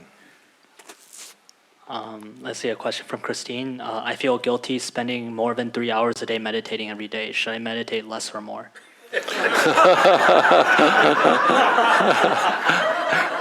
Do you feel guilty because you have all that time? No. If you find that the meditation is going well, keep it up. Let's see, a question from Joan. I have heard that you teach about an inner committee. Is that an effort to define yourself? Again, you're trying to define skillful selves that will help you on the path. And the inner committee your inner committee you've already got the inner committee. What you need to do is train some members that are going to help you on the path. Thanks.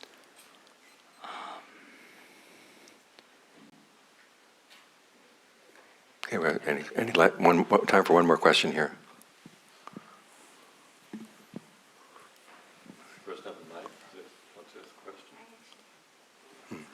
Where's the mic? Here is the question over here.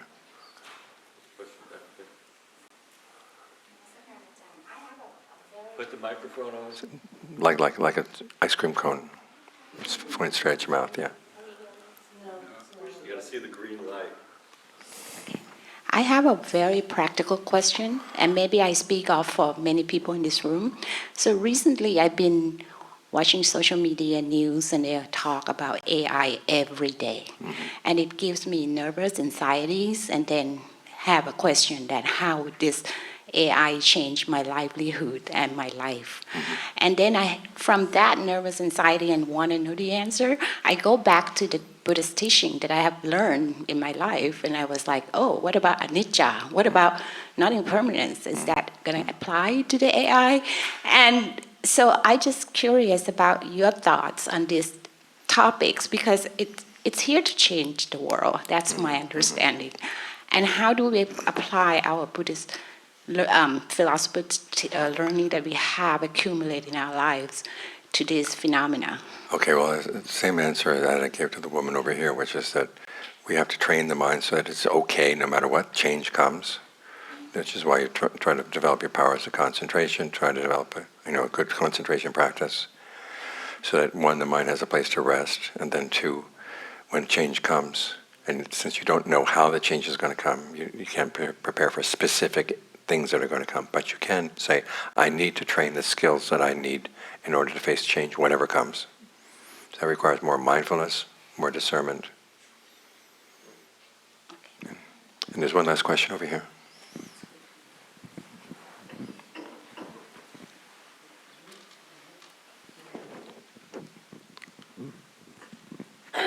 Thank you, Ajahn, to give me opportunity. My question was, I've been read the book, How to Practice Meditation, and have a step of meditation from the step 1, 2, 3, 4. As a formal, I know it's four steps, but it's modified than that. But my question is, how you notice that you move up from step 1 to be step 2 on You stay with step 1 and just get really good at step 1. Pardon me? You stay at step 1 and get really good at step 1. uh, I still don't. No, instead of thinking about what's going to be, discrete steps like this, instead Yes. you get really good, say, at your concentration, and as concentration will begin to develop. Uh-huh. I read from the book. Well, but that's for the my problem. own- That's the problem. Okay. I know. That's why I want to ask you Okay. your own Yeah. experience. No, Do you again, notice my that you- experience is that you get really good at the basic method, and then you get more observant about what you're doing as you do the basic method. Okay. That's how the discernment develops. So you don't have to bother that you move up step one, step two. You just keep doing. Yeah. Sadhu. Okay. That's all I want to know. Okay, time to break for lunch. So don't. This morning we talked about the overriding desire that drove the Buddha to gain awakening. And he recommends that we all take as our overriding desire in our search for happiness. And I mentioned that some of the images he used were those of skilled craftspeople. When you think about the desire, it's basically talking about the values that you want to adopt. And then there are the skills, the techniques you need to develop, or the approach to following the path as a skill. So this afternoon we'll talk, for this first section, we're going to be talking about technique in general. You notice the Buddha, when he talks about the path to the end of suffering, he always calls it the Noble Eightfold Path. He never talks about just the Eightfold Path, because there are other Eightfold Paths besides the Noble One. In fact, you think about something you seriously desire, and if you actually pursue that desire, it's going to have 8 factors. One, you have to have a certain view about the world and about the object that you're looking for, that it's really worth gaining, and it really can do this within the world. Secondly, you have to be resolved to anything that would get in the way of any thoughts that would get in the way of pursuing that desire, you've got to put aside. Third, you have to think about the way you speak, that would actually could either get in the way of attaining the desire or not. The way you act, the way you pursue your livelihood. You got to think about the things that you have to abandon within yourself, develop within yourself in order to attain that desire. That'd be right effort. And then you have to keep these things in mind. What's important if I'm going to not get waylaid, get distracted from this desire that I have. And finally get focused on it. Have a sense of well-being as you continue the path. Otherwise it's going to get difficult. And that pattern can apply to anything. Suppose you decide, okay, there's nothing else in the world that matters aside from wealth. Okay, one, you have to see that wealth is that important and that you can't attain it in this world. Any way of thinking that would get in the way of your pursuit of wealth, like being kind to your, we can decide what kind of businessman you're going to be. They're the businessmen who say, I want long-term relationships with my customers. That's one view. Those who say, I'll just take what I can get it. That's another view. And then you resolve on getting rid of any thoughts that would get in the way of what you've decided is worth pursuing. And then you have to think about the way you talk, the way you speak, the way you pursue your livelihood, so you can become wealthy. The efforts that you have to make to develop the qualities of mind that would focus only on the wealth, and anything that would get in the way of the wealth when you put aside. You have to keep this in mind, and you have to be focused. So you've got 8 factors in that path as well. But that path, if it succeeds, takes you only to material wealth, which is not necessarily worthwhile. And as the Buddha said, many of us are on paths we don't really realize what the paths we're on. There are paths that lead to hell. There are paths that lead to an animal rebirth, paths that lead to a hungry ghost rebirth. Speaking of which, many people think that being a hungry ghost is worse than being an animal. According to the Pali Canon, it's not. You're better off as a hungry ghost, because hungry ghosts can listen to language and understand. You talk to a dog about the Dharma, and it wags its tail. That's as far as it gets. And many of us don't realize that we're on these paths. So the Buddha, of course, recommends there's a better path, which is the path to nirvana. And again, you've got these factors you have to keep in mind, have a view about the world and about yourself that you can actually attain this and it's worth attaining. And then you resolve, basically that anything that would get in the way of right concentration, which is another factor further down the path. It's interesting when the Buddha talks about it in terms of right view. He talks about the causes for suffering, craving for sensuality, becoming and non-becoming. And you would think the right result would focus on getting rid of those three kinds of craving. It doesn't. Focuses on getting any factors that would get in the way of doing right concentration. So you focus on getting rid of thoughts of sensuality, thoughts of ill will, thoughts of harmfulness. And we'll get into this a little bit later. With right speech, you speak in ways that are harmless. You don't tell lies. You don't speak divisively. You don't speak simply with the hope of harming or hurting people's feelings, and you don't speak in terms of idle chatter. Two of those require some explanation. Well, several of them, all of them do. In terms of lies, the way that the Buddha defines a lie is that you say something that you know misrepresents the truth. It's not the way things are. It's not necessarily with the intent to deceive. This is where the Buddha talks about jokes that are misrepresentations of the truth, but are not meant to deceive. He says you don't tell them. I know a lot of people say, well, where is my sense of humor going to come from? And it's possible to find humor in the truth of things. I mean, this is why we remember Mark Twain and other humorists of the past who really were good because they pointed out the truth.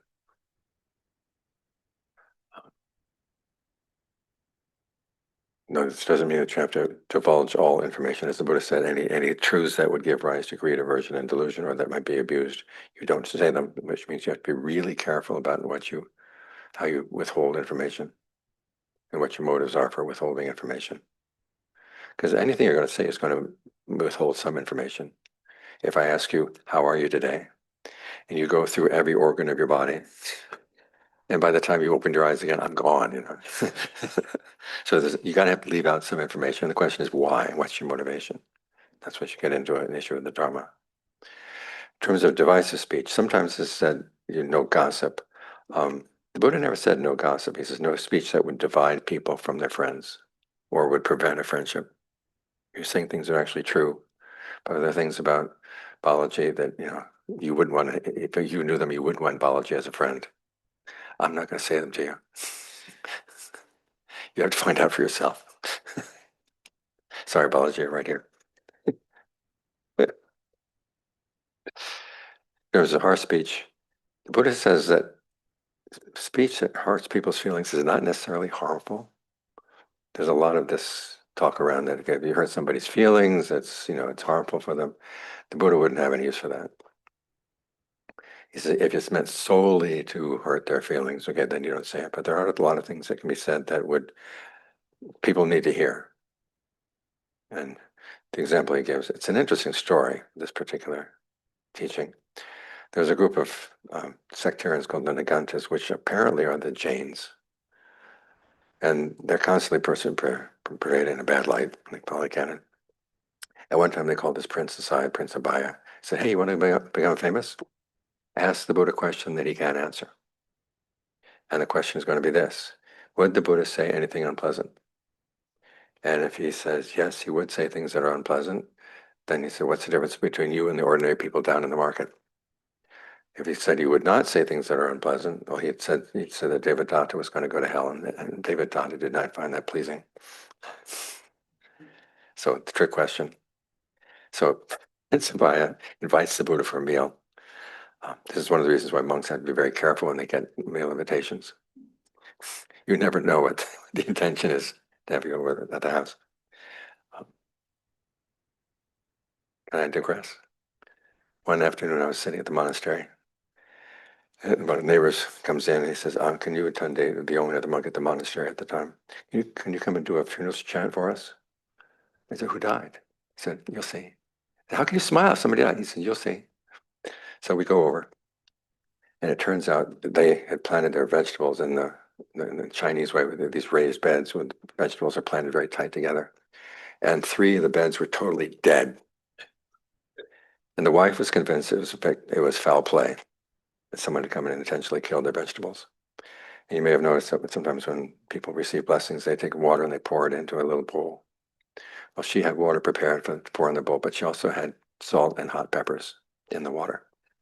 The idea being that it would put a curse on whoever had killed their vegetables.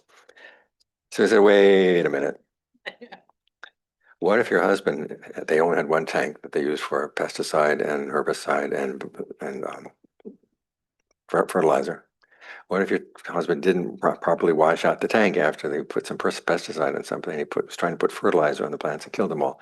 Would you want him to be cursed? My favorite part of the story is he waited a minute. I guess not.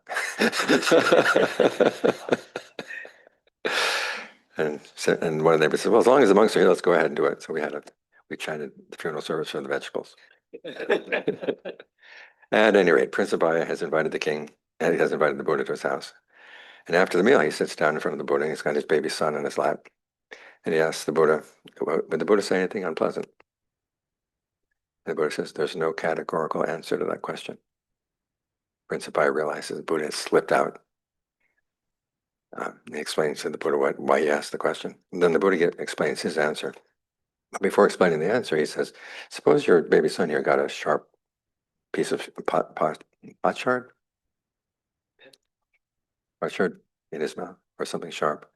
What would you do?" And the prince says, "Well, with one hand, I'd hold his head. With the other hand, I would take my finger and I'd get that potsherd out, even if it meant drawing blood." Why is that? Because I have compassion for the child.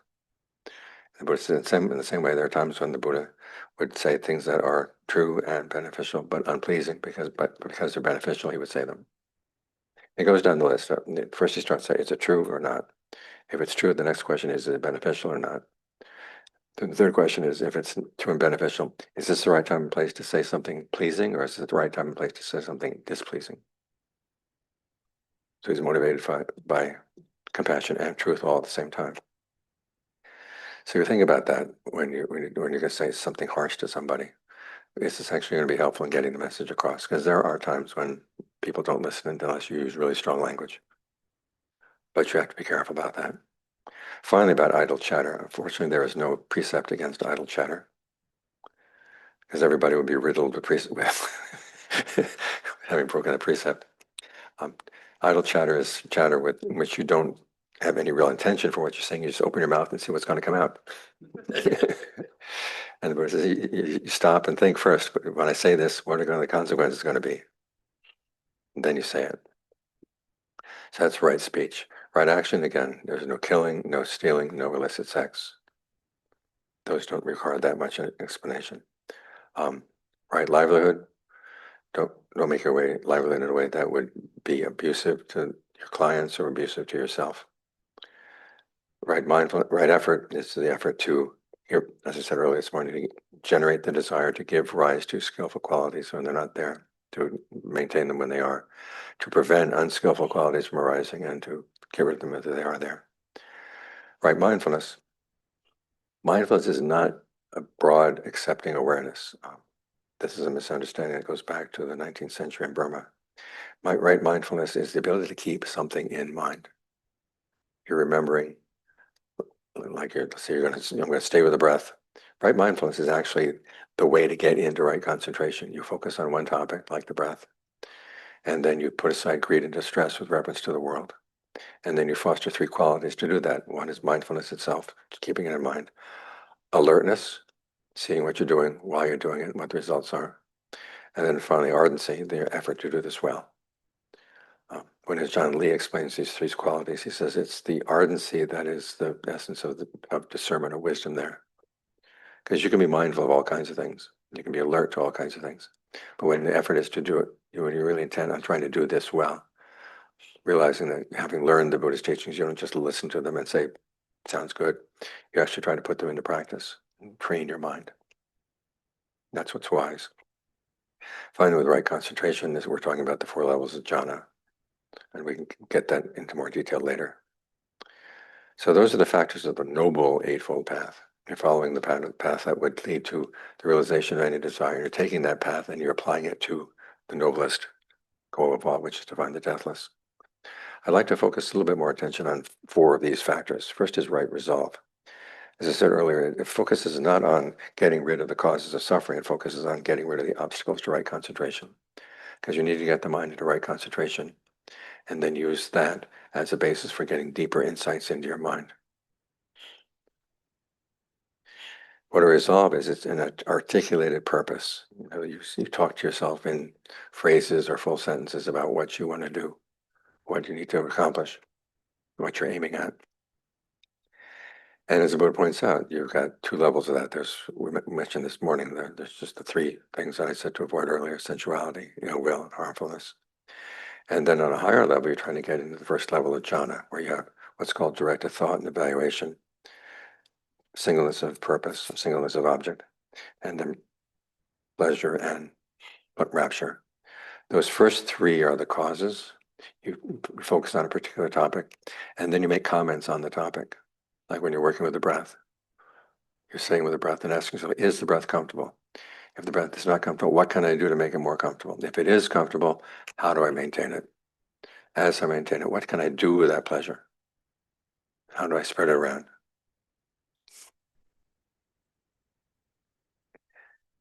That would be the resolve on a higher level, right? Resolve on the higher level.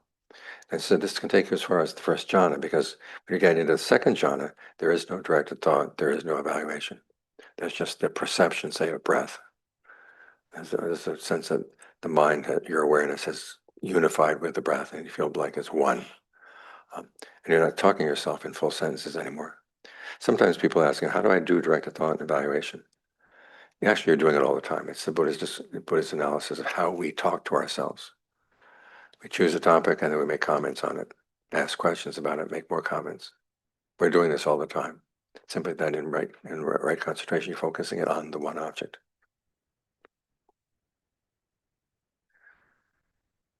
When the mind settles down in this way, okay, that is the practice of right mindfulness, and it's also the practice of right concentration on its first level.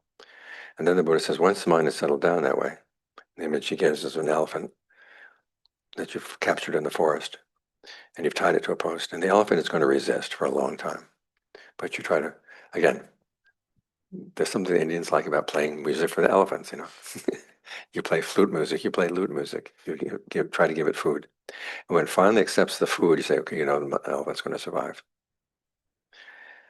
In the same way, you try to put aside all of your hankerings for sensual thoughts and other thoughts, and finally gets to the mind, begins to enjoy being in concentration. And then you can put aside the directed thought and evaluation. And it's interesting the way the Buddha talks about that. You remain focused on the breath, but you don't think about the breath. Interesting. Interesting distinction. You're focused there. You've got a perception that holds you there, but you're not thinking in full sentences anymore. So that's right resolve. With right effort, it's not brute effort. It's effort with right view and discernment. And discernment gets analyzed in four ways here for right effort. First is you discern the difference between what is skillful and what is not skillful in the mind. Years back, Bhikkhu Bodhi did a translation of some of the passages in the canon. What's called In the Buddha's Words. Something like that, yeah. And there's a passage where he talks about the 7 factors for awakening. And the factor for awakening that's related to discernment is related to seeing that distinction between what is skillful and what is unskillful. And he put in a footnote. He said, I don't understand this. I thought this was the discernment faculty. The implication, I guess, being it's not talking about inconstancy, stress, non-self. I don't know. Because I was always taught that the basic issue in being discerning is discerning between what is skillful and what is unskillful. And even in that case, you have to have a pragmatic sense of when to use skillful mind states to get rid of unskillful mind states, and when you have to use unskillful mind states to get rid of unskillful mind states. Because sometimes, say you're angry at somebody, and you just can't muster thoughts of goodwill. The Buddha says, well, you can remind yourself that if you act on your anger, you're going to do something stupid. And your enemy will be pleased to see you do something stupid. Do you want to give pleasure to your enemy? That's overcoming anger with spite. Then, of course, hopefully you calm down a little bit and say, yes, I should have goodwill for my enemy. But sometimes you have to use unskillful mind states to get rid of the unskillful ones. So you have to that's the first aspect of discernment with regard to right effort, is you're seeing with the distinction between skillful and unskillful. The second one is seeing the different types of effort. There are certain things that you have to prevent, certain things that you have to abandon, certain things you have to develop, and certain things you have to maintain. Like, in other words, you prevent unskillful qualities from arising. If they're there, then you have to get rid of them, abandon them. As for skillful qualities, if they're not there, you have to develop them. And once they are there, you have to maintain them. So you've got 4 different duties. So it's not just a path of letting go, letting go, letting go. Some things you've got to develop. This is, again, where you have to work on your discernment to see, given the situation, what you have to do. The third issue where you have to use your discernment has to do with your motivation. This is where we get into generating desire. If you're sitting there meditating, or let's say you're not meditating, and you have to tell yourself, how do I get myself to meditate? How do you talk yourself into it? Sometimes you have to remind yourself, okay, if I don't do it now, when am I going to do it? It's not going to get done. That's called heedfulness, realizing there's a task that has to be done, and you got to do it when you can. You got compassion for yourself. It's that when I'm done with the meditation, I will be glad that I had done it. So have some compassion for yourself. Compassion for others. My partner finds that I'm a better person when I meditate.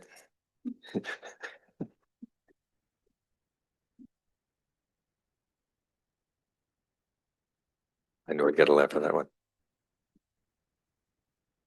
Sense of shame here. I've learned the Buddhist teachings, and I'm not practicing. How many more lifetimes am I going to have to do this? Come back for this. And then you ask yourself, where was I when the Buddha was alive? What was I doing?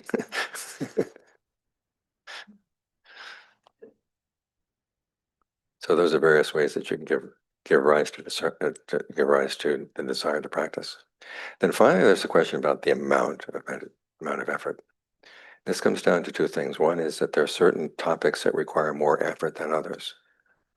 The Buddha divides the causes of suffering into 2 types. Those that when you look at them, all you have to do is look at them, they go away. The reason they're in the mind is because you haven't been paying attention. When the mind gets a little bit quiet and this unskillful thing comes up and you look at it, you say, oh, I want that, you let it go. There are others, though, that when you look at them, they stare right back and they say, I'm not going to go anywhere. With that, he says you have to exert a fabrication.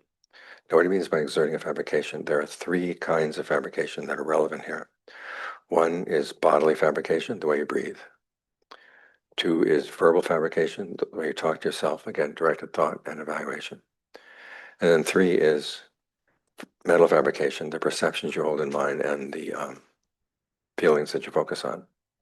The perception could either be mental images you hold in mind, or they could be words, individual words that you use. And you realize, okay, this unskillful thought that's in my mind is something that's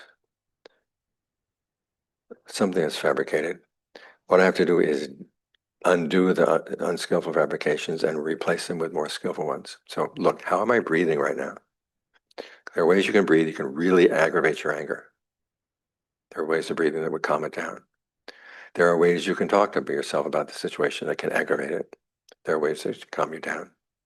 And then there are different perceptions you can hold in mind that either aggravate the anger or calm it down. So you ask yourself, how am I fabricating this anger? And there's part of the mind that will say, oh, this is my anger, this is my true feelings about these things. Well, your true feelings are fabricated. They're not necessarily there. They're habitual. They're easy because they're habitual. But you would be better off not following them. Can you think of new ways of fabricating?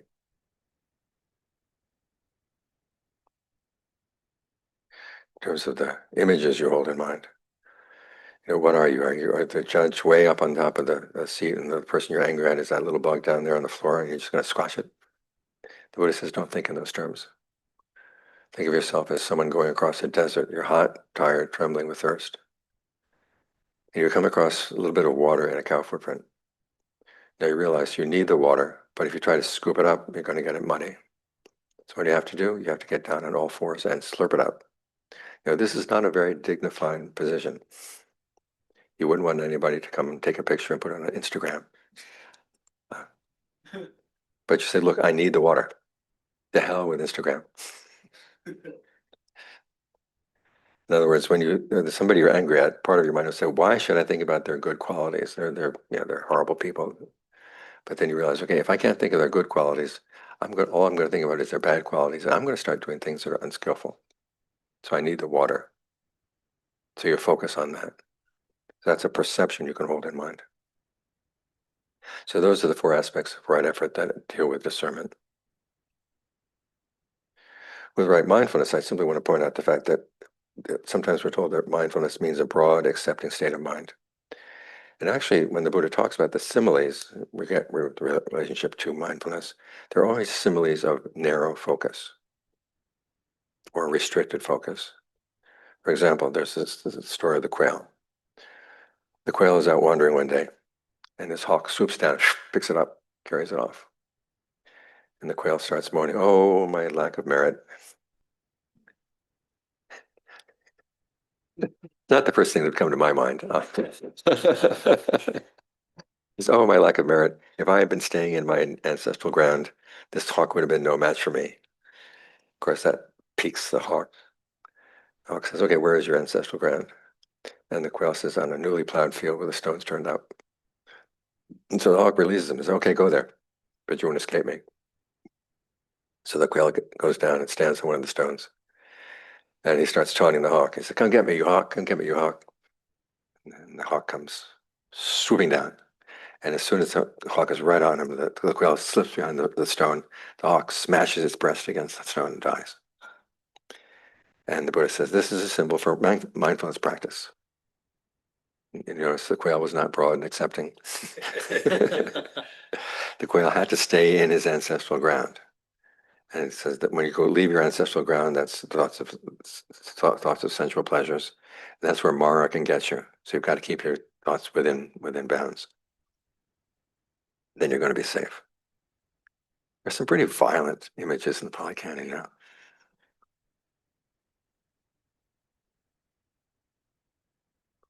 Then there's the case of the monkeys. This is one even worse. This is a trigger warning, okay? There are places where monkeys live in the Himalayas where the monkeys are safe, but only monkeys go. There are places where monkeys and human beings go. And if you're an unwise monkey, you will wander off into one of those areas. And it's in that area that the human beings set traps. And so if you, one day this one monkey wanders in and gets caught in the trap. And it's a tar trap. It's this blob of tar. And he touches it and he gets stuck. And then he uses his other hand to pull it away and that hand gets stuck. And then he uses the other foot to push away and that gets stuck. And the other foot gets stuck. And then finally he just bites it and his mouth gets stuck. And he just lies there whimpering. And then the hunter comes along, spears it, takes it home. That's because the monkey did not stay in his ancestral ground. And it's a symbol for mindfulness. You stay within the property, within the frames of reference. The body in and of itself, feelings, mind states, mental qualities in and of themselves. And you get focused on getting rid of anything that's unskillful. This is the second point in this similes for mindfulness, is that there's the gatekeeper at the fortress. You have this fortress at the edge of frontier. And the wise gatekeeper knows who to let in, who not to let in. He recognizes enemies, recognizes friends. The gatekeeper is mindfulness. And it's not just sitting there looking at whoever comes in. There's one scholar whose name I don't want to mention, said that that's all that gatekeeper has to do. Just as long as the gatekeeper is there, the unskillful qualities will know that he's there so they won't come in. Which is like those mannequin policemen you see on the road sometimes. You know, where they don't have enough tax money to pay a real policeman, so they put a mannequin in a police car and park them on the side of the road. The first time you drive past, you slow down. Then you see that, well, that's just a mannequin. That's the last time you slow down. You're not going to be concerned about it. So the gatekeeper has to be very careful about who he lets in, who doesn't let in. That's the role of mindfulness. And finally, mindfulness is meant as a means to right concentration. You're getting focused on the body in and of itself, putting aside any thoughts about the world, and you're being ardent, alert, and mindful. That's a recipe for concentration practice. And as long as you do it consistently and develop a sense of well-being there, you're going to get into the levels of jhana. Those instructions I gave you for breath meditation this morning, those are jhana instructions. And the Buddha also talks about right concentration in terms of 4 qualities that are needed to develop it. This is where you get into the topic that's called the basis of success. And the Buddha does talk about being successful in meditation. He's not embarrassed to say that. There are 4 qualities: desire, persistence, intent, and powers of analysis. And you need, the way it's described in the canon, it sounds like you have a concentration that is based on desire, or a concentration based on persistence, or on intent, or on powers of analysis. But when you look at these various factors, three of them are in right effort. Concentration is going to require all 4 of them. So then it's basically a question of which one you're going to emphasize. In terms of desire, if you read the readings, you know the story of Ananda at the park. This Brahmin comes to see Ananda and asks him, this path of practice you're following, what is the goal? And one of the goals Ananda said is the end of desire. And the Brahmin says, how do you get there? And then Ananda gives the list of the basis for success. And the Brahmin says, it's impossible. How can you use desire to put an end to desire? And Ananda asks him, I'll ask you some questions first. Before you came to the park, did you have the desire to come here? Yes. Now that you're at the park, do you still have that desire? No, I'm here. And he says, and Ananda says, it's the same in the practice. You need the desire to get to where you want. But once you're there, you don't need desire anymore. And the Buddha talks about having balanced desire that's not too strong, not too weak. And when you're in practice, you learn that you have to keep the desire focused on the causes. If you're thinking about how much you want the goal at the end of the path, but you're not focused on what you need to do, you're never going to get there. So you take that desire for the goal and you focus it on what you're doing right now. That's the skill. As for persistence, this is basically his right effort all over again. And what makes it special about it is you're really sticking with what you're doing. You're not just, you say, I'm going to stand up, say all night tonight, and let my flesh dry up and my bones dry up until I gain true awakening. You want to be able to pace yourself in a way that you can keep at the practice. That's kind of a marathon. Learn how to pace yourself. This is where you need to train your inner critic. There's so much that's been said about getting rid of the inner critic. If you did not have an inner critic, I wouldn't want to be around you. You need an inner critic to say, this is right, this is not, this is helpful, this is not helpful. But the inner critic needs to be critiqued. It needs to be trained so that it does urge and rouse and encourage you in the right direction so you can stick with the path.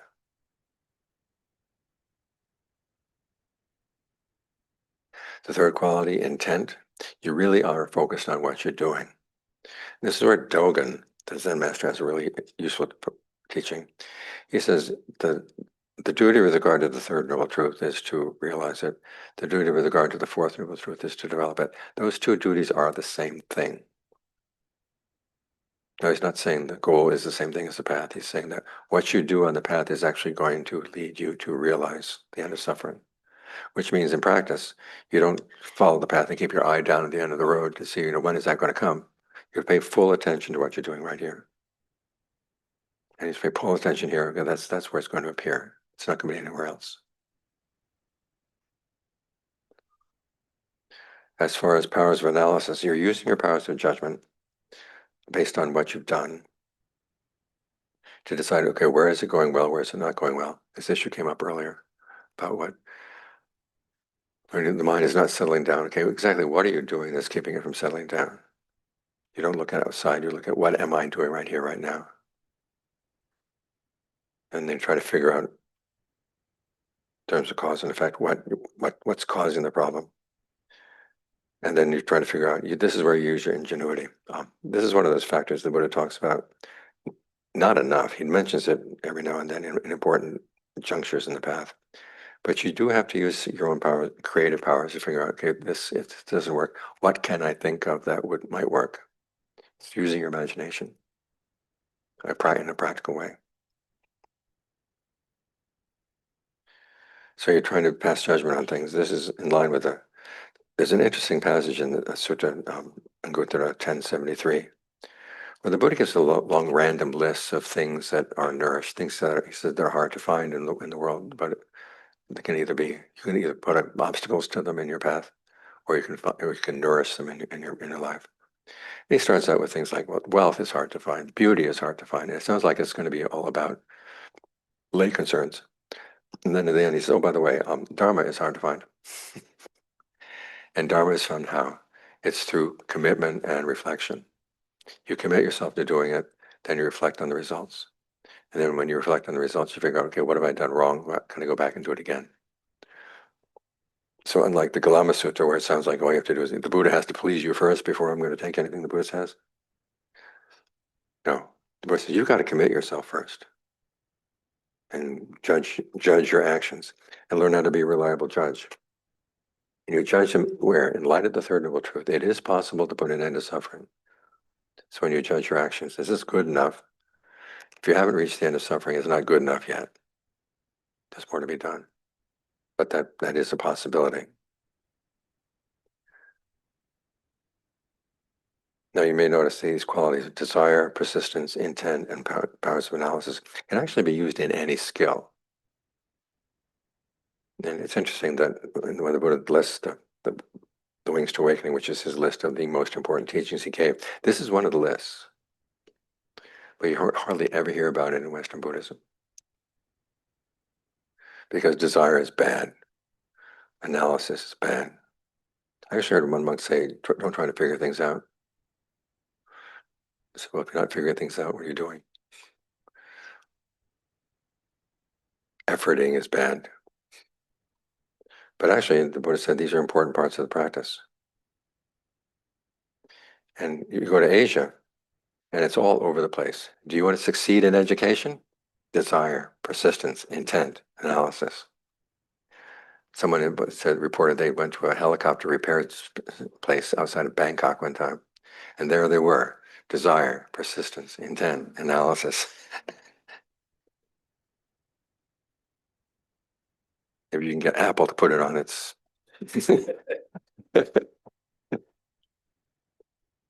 I have a student whose son is a professional athlete. And I gave him a copy of the book that we have back there, Basis of Success. He took one look at the cover. He said, the basis of success is work your ass off. And I said, that's one of them. And so then I figured out, okay, you must have sports language for all four of them.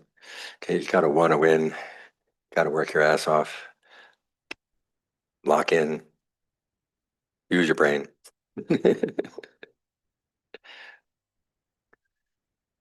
So the question is, what the Buddha focuses specifically on concentration, one, in general, because the mind is easier to observe when it's focused on developing a skill. You get more sensitive to what you're doing and you're trying to do things better. You're going to be paying more and more attention to your own mind, naturally. And it's easier to see when it is content and also when it is quiet. So the more content you can make it, the more quiet you make it, the more you're going to be able to see what's going on. That's kind of general principles. What specific to the path?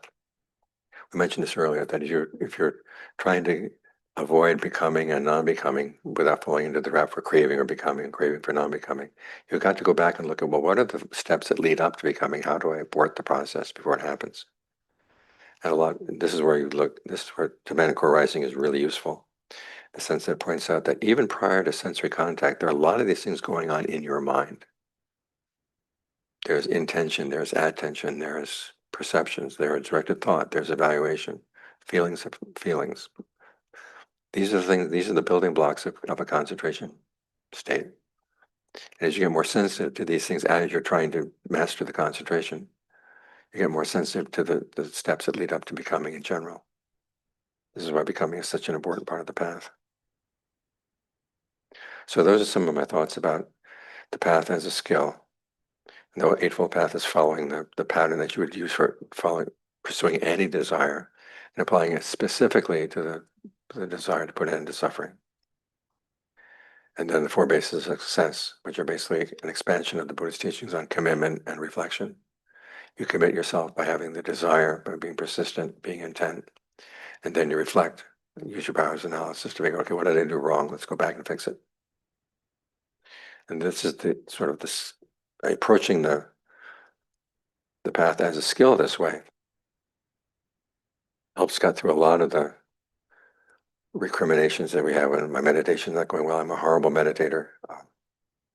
The Buddha recommends that you get out of your narratives when you sit down to meditate. And you don't just tell yourself, okay, I'm going to stop telling myself stories. You got to get back and get a bigger perspective. Think of him on the night of his awakening. First was all his lifetimes, going back many, many eons. Now you think you have narratives? Aeons and aeons and aeons. And he wasn't always successful, you know. There are times when he misbehaved. There's a Jataka tale I can't resist telling. I don't think he's the character. I think he's just a witness this, because there's one thing the Buddha was really good about in the Jataka tales. Whoever became Buddha never lied. But this is a story about somebody who lies. There's a monkey who likes to look for fruit on the edge of the river. And one day this crocodile comes up and comes floating along the edge, and they start talking. And they talk in a very friendly way. And so the monkey gets more and more trusting of the alligator. And to find the alligator says, you know, there's better fruit over on the other side of the river. You can get on my back and I'll take you over. So the monkey hops on his back. And as they go across the river, the alligator starts sinking into the water. And the monkey says, what are you doing? And the alligator says, I didn't want to tell you, but my wife wants your heart. And so the monkey laughs and laughs. You know, we monkeys, we don't have our hearts in our bodies when we go hunting. We leave them back hanging on a tree, you know.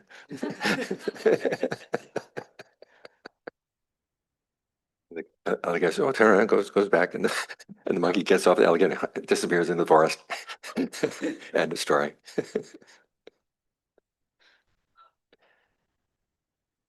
One other story I'd like to tell. When I was a layperson in Thailand, one of the things I really wanted to see was a kon, which is this mass drama they have. They've got the music in the background, and they've got the chorus in the background, and you've got these people pantomiming the story of Rama and Sita and Hanuman and the rest. And I had a little kon fund in my bank account. Said if I ever get an opportunity to see a kon, I'll go down to Bangkok to see it. Well, they had it, so I went down, and it was telling the story about. I don't want to get into all the details, but the main scene in the story was you've got this demon general they want to get rid of. And they discovered that he doesn't have his heart in his body. It's been placed in a tree.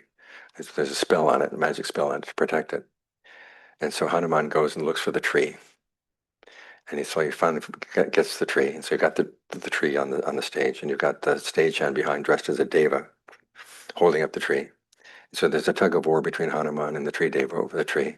And you've got the evil demon general over here haranguing his troops. And all of a sudden Hanuman reaches in, and then on this other side, end of demon. So that's a little digression. Where was I? Oh, the Buddha on the night of his awakening. Where did that go wander away? Okay, he has all these narratives. Does he go straight to the present moment? No, he goes to a larger view of the universe as a whole. And he looks at, this is life as a whole. This is what's happening from the universe as a whole. Then he goes into the present moment. This is the reason why it's good to think of all the universe, all beings in the universe before you focus in on yourself when you're meditating. Because it gets whatever mistakes you made in the course of the day or whatever personal narratives that are kind of unfortunate, you can just put them in a larger context. And you realize, okay, I'm not the only one who's made mistakes. There have been lots of other beings who've made mistakes. We've all survived so far. We've not very well, but we've survived. And you can think about that, and there have been good things I've done in the past, in addition to the bad things I've done in the past. But you're in a much better mood. You have a much better perspective for looking at the present moment when you take the larger context into consideration. So those are my thoughts for the early part of the afternoon. Do you have any questions?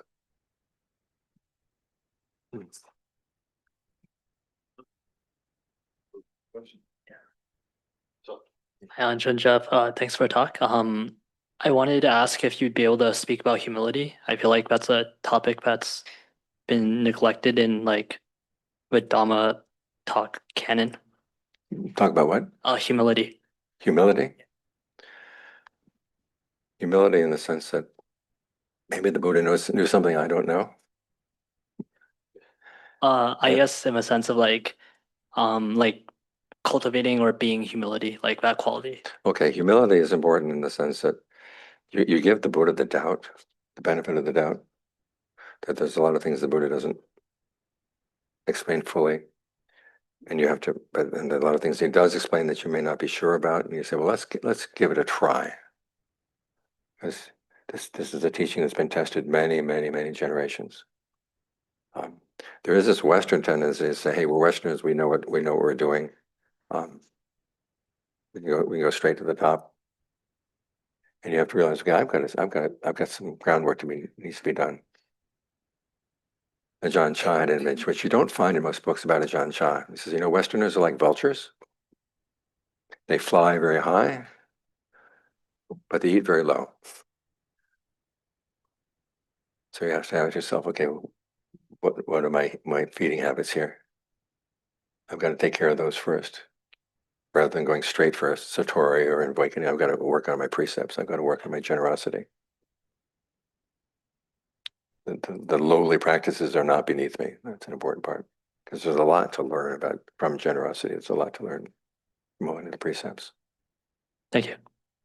Because you've got like the precept against lying. There's so many people who say, well, this little white lie here won't hurt.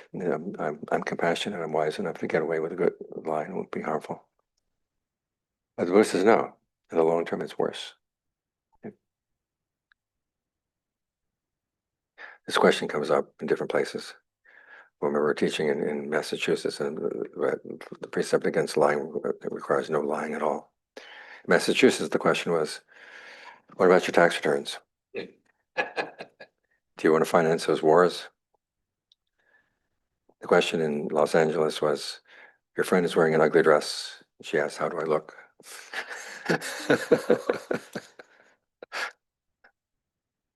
In all those cases, you got to figure out, okay, how do I not lie? And it's a real exercise for your discernment. Two questions. The first one related. Yeah, I think I heard that dāna or giving generosity kind of is really important part of maybe not the path, but the training for the path. It's really tough, especially nowadays. I think there are a lot of scammers. They even like I even many people even think about like, so where's my money go or whatnot?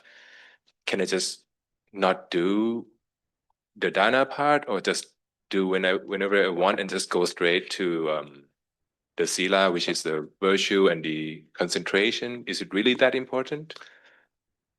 It's the whole path, because you're going to have to learn how to give up things. There's a lot you're going to have to give up, and then you start with things outside. 1. 2, this is your first lesson in freedom of choice. In what Freedom way? of choice. Freedom of choice. Yeah, because you think about when you're a kid, the first time that you decided, not because it was a birthday or because it was Christmas, but you just wanted to give something. And that's your first taste of what it's like to not give into your defilements. That you can rise up above your defilements. And there's a certain amount of pride that goes with that. And this is why I was a little bit hesitant on the topic of humility, because there's a certain kind of self-worth that comes from generosity. That's an important part of the path. I may have told you the story before when Ajahn Suwat was teaching at IMS. I think it was the second or third night, he looked out across the room. He said, do you see how grim everybody is? It was like they all had nirvana or bust on their foreheads. And he says, because they haven't had the joy of generosity and virtue. You realize that it's kind of counterintuitive that giving something away leads to pleasure, but it leads to a higher level of pleasure. You learn how to appreciate that. And the Buddha was asked one time, where should you give? And the Buddha said, give where you feel inspired. There are no shoulds there. He wants to maintain that sense of freedom of choice. Now, the next question was, where do I give it? Does it give great rewards? That's a different question. They try to give it to people who are on a path to putting an end to, who either have succeeded in putting an end to passion, aversion, or delusion, or are on the path. That's when the rewards are highest. But I said, even, taking your leftover food and putting in a puddle of water so the crows can eat it, there's merit there.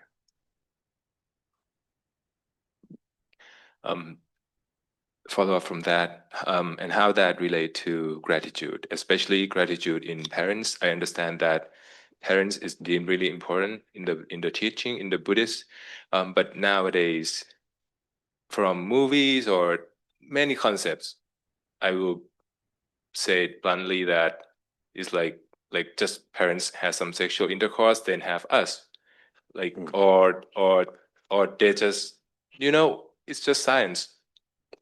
They just have us. And Okay, well, when you realize that they had the choice to raise you or not raise you, and they chose to raise you, and you really appreciate this when you become a parent yourself, how much goes into raising a kid, and you realize, okay, without those parents, I wouldn't be anywhere.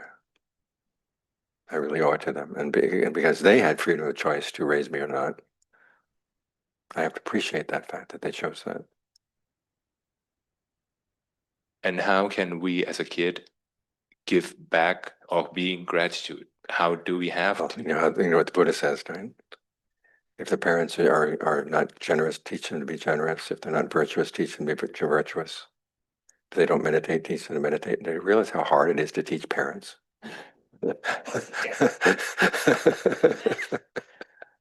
So you do your best. Last question about the practice. One committee that is really tough is the mental committee of being a Buddhist, who think I should protect a Buddhism. For example, I see bad monk. I feel like it's my duty to tell them off. Sorry. Yeah, I feel like it's really off the course. It's not really my business. And it's more than that. It's going over, okay, well, as a Buddhist, then I fabricate some goodwill. I actually do it out of goodwill, to protect Buddhism, because I see this monk doing wrong virtue. But then maybe 1 year later, my desire is actually not about the suffering at all, but it's to increase my ego of being a Buddhist. What your take? You protect Buddhism by practicing. That's the best protection. Because look, I mean, even the Supreme Patriarch cannot stop the misbehavior that's been in the Sati Sangha. This has been over generation over generation over generation. It just hasn't worked. And the people where it really works, you get somebody like a John Bunny says, I don't care about anybody else. I'm going to practice. I liked John Swartz's attitude when he started Vameta. He says, we're not here to get other people. We're here to get ourselves. And if they like the way we're practicing and want to practice the same way, they're welcome. But you can't police the waterfront. Those weren't his words, but. So as a layperson, I don't have to go ordain, but I just at least try to practice. Be a good layperson, yeah. Okay. Thank you. Speaking of which, for the Thai people in here, did you see that poster about the woman? ชื่ออะไรนะสิกากอฟชนะศึก13 ทิศ13 ทิศใช่ทิศไม่รู้ก็ยังพระเจ้าอะไรของพม่าที่ชนะศึก10 ทิศนี่เลยไปอีกอย่าแล้วใช่ Okay, sorry. Vandami Achan. Oh, yes. My question is like, I want to ask you about your personal experience as a monastic. So, as we are monastic, of course, when we ordain to let go. But as we practice, I say, when we be with the community, it's really difficult. When we see like our junior or our senior doing something that is not according to Vinaya or according to that monastery rule, and we try to confront, so as you say, skillful speech, right speech. And again, there's a good intention. Intention is good. We are not seeing our companion as an enemy. But our intention is good because we feel like, because we are practicing together. So if we grow together, if we help each other, we grow together. But at some point, I feel like even our intention is good, our speech is good, but the person who's we are confronting, they feel offended sometimes. And then after, like Buddha said, we can confront 3 times, and after that, we should stop. So after even trying that, we feel, okay, still we have compassion, want to help. But even if we help, it's a suffering for us because that person feels offended.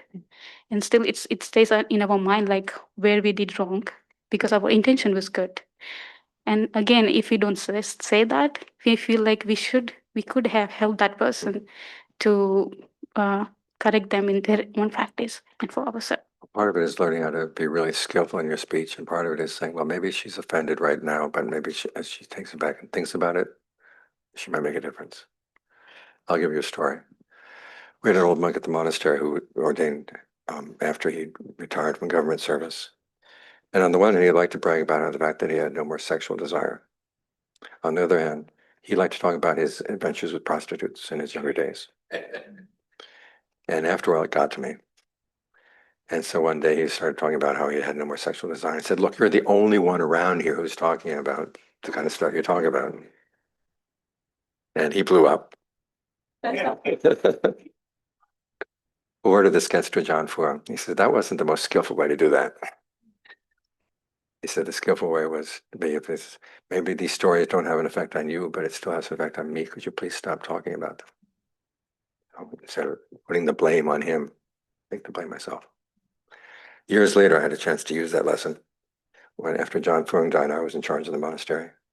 We had this one young monk whose mother would come every other day and she'd bring a newspaper, a daily nude, which is it's a rag.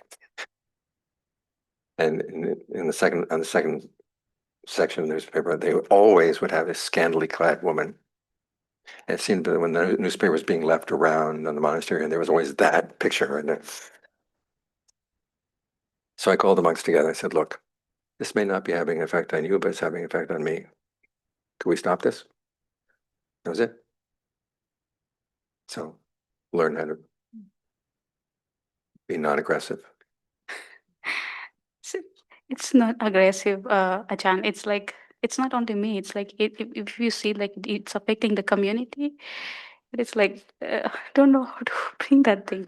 You say, suppose X is the problem. Okay.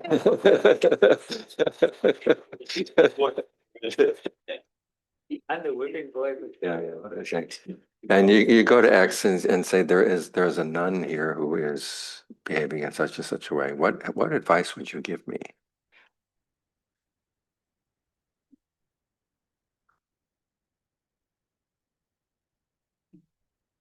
Try that. I don't know, Ajahn. I want to talk with people, but it's just like I feel like if there's something I can help to Sangha is what I'm saying, and it's like if I know something, I will say. If I don't know, I don't think I will interfere with that thing. Just I think so. Okay, well, I tried.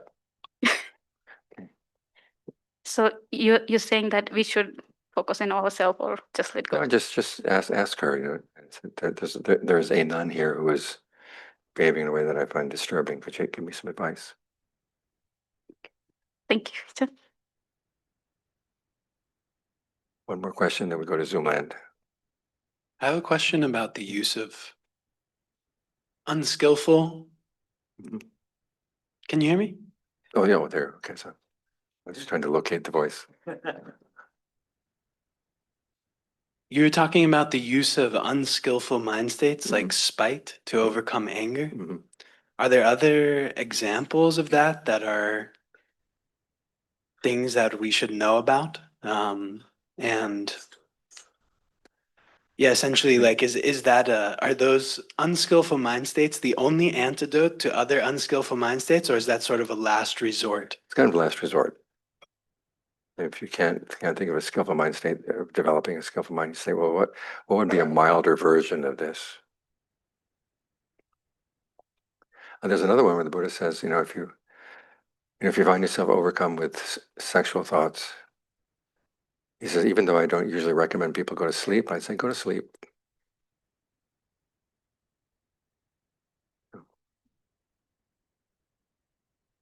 Okay. Your microphone.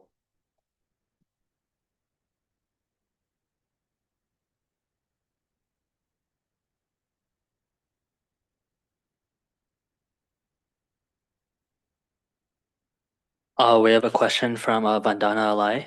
Hi, Ajahn. Can you please talk about the meaning of samaditi? It's translated as right view, but in Sanskrit, sama means balanced or leveled, which is not right or wrong, but in the middle. It goes for all factors for a noble eightfold path. Okay, there's sama, S-A-M-A, which means level, and there's samma, S-M-M-A, which means right. Those are different words. So the words are mixed up. So she's got a confusion, or he, whoever. They have a confusion about the word samma, which means level or even, and samma, which is right. It's the opposite of wrong. Thank you. We have a question from Andrew. Dāna Ajahn, how can we gain a better sense and conviction of a Buddha's knowledge of previous lifetimes and the rounds of rebirth? I'm also reminded of Ajahn Mun's story, sharing his knowledge of experiencing hundreds of lifetimes as a dog.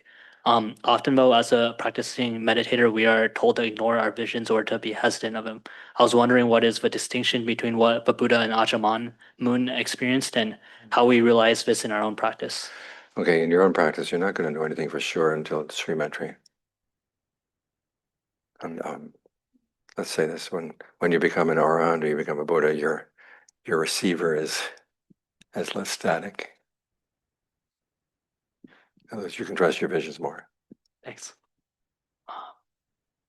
So we have a question from Mary. So this is from our readings. Number 7, may all beings be happy at heart. Let no one deceive another or despise anyone anywhere, or through anger or resistance/perception, wish for another to suffer. Could you please explain resistance perception? Okay, basically, resistance is the beginning of anger. So something comes up, I don't like this. And from there, you start pushing more against it. So don't even let the least little bit of irritation get in the way. Thank you. I mean, I included that passage because he's pointing out that thoughts of goodwill for other beings doesn't mean just may you be happy, but also may those beings be skillful in their behavior to other people, other beings. Thanks. We have a question from Peace. Dāna Ajahn, thank you for taking my question.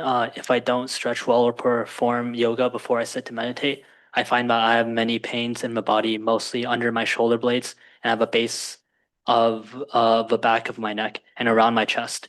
It takes me more than 15 minutes or longer to get settled. I tend to adjust my body until I'm able to smooth a breath in the body out. Is this incorrect for my practice? Should I sit still and stay focused on the breath until the discomfort passes? No, go ahead and do the yoga. Okay. Thanks. So how would you respond to someone who says that the Western adaptation of a devotional practices of Buddhism, as differentiated from the concepts and principles, is cultural appropriation? I really don't like the word cultural appropriation. Every culture appropriates everybody else's cultures. And just say, hey, I'm a Westerner. As long as you have a devotion practice, it's a good thing. Thanks. We couldn't appropriate other people's cultures. I couldn't have gone to Thailand and learned from John Fua.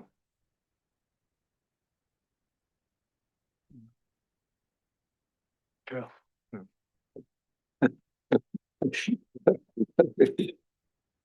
Okay, we have a question from Liz and Jared. I understand that craving and clinging are root causes of suffering, but why do we crave and cling? For example, is there Is it an inherent quality of a mind or an inherent characteristic of being born human?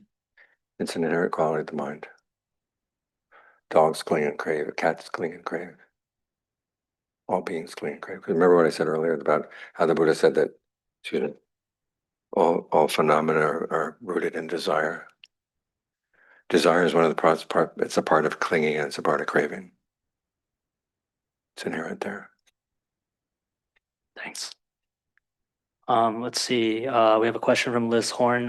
Can you clarify non-objectification, nibbana pankaha, and examples?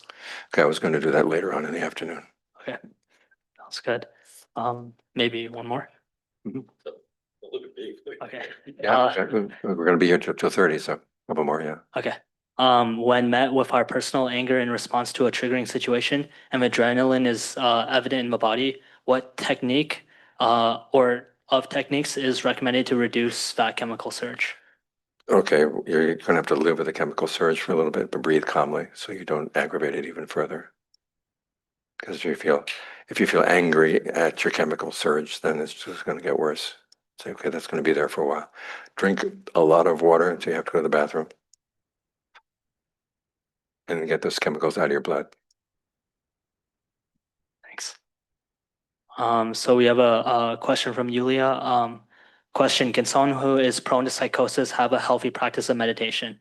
The one that wouldn't harm or disorient them, but help develop grounding and calming qualities. Someone with psychosis needs really close supervision if they're going to meditate. Because they do have a tendency to get into strange mind states. Thank you. Let's see. Nadine has a question. Could you speak more about diminishing pride? How far does it need to go? What does that look like? And are there any kinds of skillful versions of it on the path? Well, there are skillful versions of pride. The question is, are you comparing yourself to where you were, or are you comparing yourself to other people? If you compare yourself to where you were, say in the last year I was breaking the precepts more. Last year my concentration is worse, but now it's better than it was. So that's skillful pride. The Buddha says, take joy in that fact. That's part of your motivation to continue on the path. You're comparing yourself to other people. The Buddha says that their attainments have nothing to do with your attainments. We're not here to compete with one another. Sort of the my jhana is better than your jhana attitude is is not all that helpful. He actually says it's a sign of a person of no integrity. Thank you. Questions here? Behind you. Steve, right behind you. Earlier, you mentioned about staying immersed in mindfulness throughout the day. I think for myself, this is especially important because I have various responsibilities and things that don't really have anything to do with Buddhism that I have to attend to throughout the day. It's really easy for me to it's very easy for me to get lost. I think I'm hit with a barrage of information ranging from harmful to completely irrelevant. It's a pretty bad range. And it's really easy for me to get sucked in, and it feels like a lot of the work I do is just clean up. Mm-hmm. And I understand monastics still have to do things outside of just meditating. So I'm sure you guys still have practice in trying to maintain awareness throughout the day. And I'm wondering if you can just maybe speak a little bit more to how you would recommend maybe lay practitioners can. Okay, well, make your mindfulness exercise as you go through the day. The exercise of wherever you sense any tension in the breath element in the body, relax, relax, relax, release. And if you see any tension building up, release. Tension building up, release.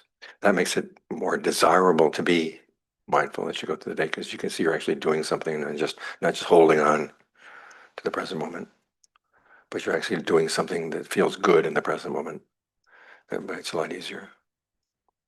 And as for stuff that's coming in, and you have a really good filter as to what's really your business and what's not your business. If it's not your business, just let it go past.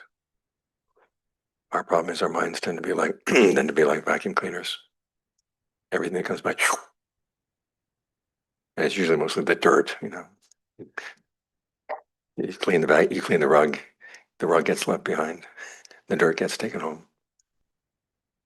And the other image I like to think of is the John Lee's image of the plowing the field.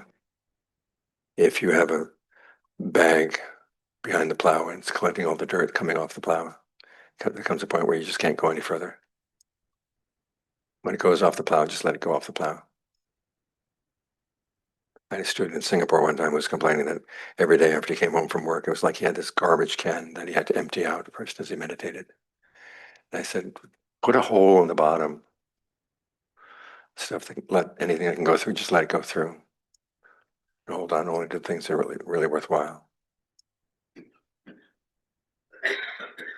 So is one of the things you just mentioned in there being able to immediately, like almost instantaneously sort of relax throughout the day, like when you have like a spare moment? Right. Usually when I'm meditating though, I'm lucky if I can relax in 30 minutes.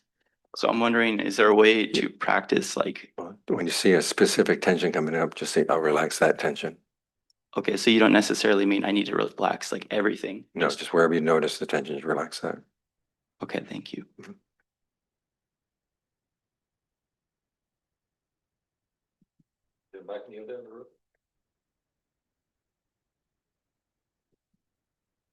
Namaskar, Ajahn. I want to ask, according to your practicing for many years, can you please explain what it means that the Buddha said practicing in the middle way? Okay, practicing the middle way means that you're going to look for pleasures and pains, not as ends in and of themselves, but as things you can learn from. Like for Buddha would have you learn from the pain, learn about how you relate to pain. As for pleasure, he says you learn how to cultivate the pleasures of right concentration, to replace the mind's need to get pleasure out of sensual pleasures or sensuality. So instead of seeing pleasure or pain as being ends in and of themselves, so these are means, these are tools that I can use to understand my mind better.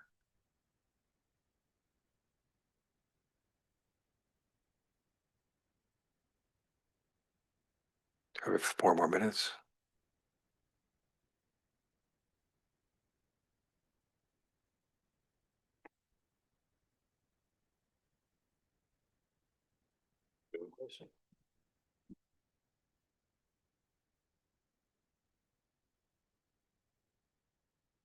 Tanajan, earlier a question came up regarding grace. First of all, probably I don't even understand how grace is different from doing a favor out of kindness. There is this thing about anukampam upadaya, or doing something out of kindness for someone. Okay, grace is a very Christian attitude that God is going to be nice to you even though you were bad. Ah, okay. So even if you're undeserving of it, you get it. But You get it. this is more of you have worked for it, and so you're asking for kindness. Kindness and grace are 2 different things. Grace is God has every right to send you to hell, but he said, I'll be nice enough and not send you to hell. I see. That's grace.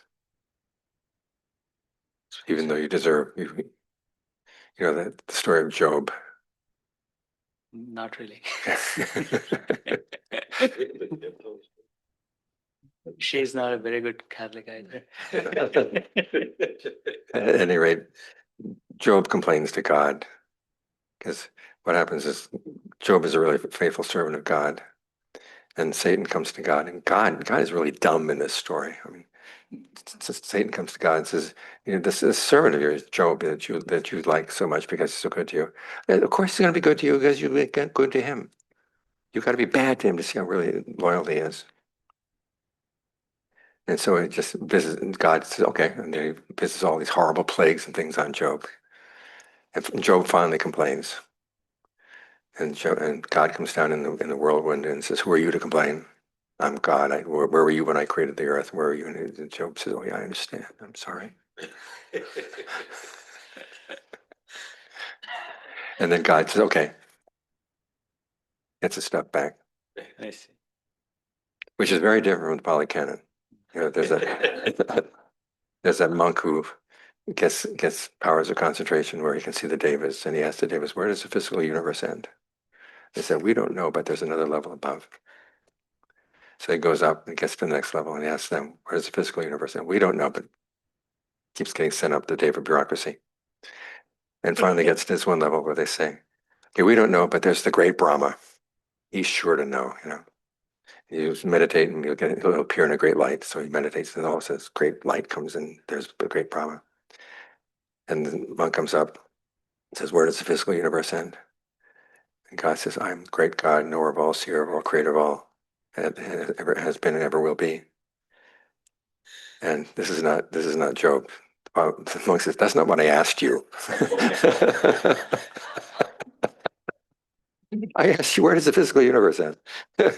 And Brahma says, "I'm the great Brahma, knower of all, seer of all, creator of all." And it goes on and on in this vein 3 times. Finally, he pulls the monk aside and says, "Look, I don't know." But I have my adoring retinue here. They think I know everything. So I can't, I can't let them down. You go down and ask the Buddha. So the monk goes down and asks the Buddha. And the Buddha says, "We asked the wrong question." He says, where do the 4 elements not have a footing? Where does the physical universe not have a footing? And it's in the awakened mind. In the Pali Canon, we don't have grace because there's nobody up there to assign you to hell. Or nobody to forgive you and say, "Well, you deserve it, but you're not going to go." That's why we don't talk about grace in Pali.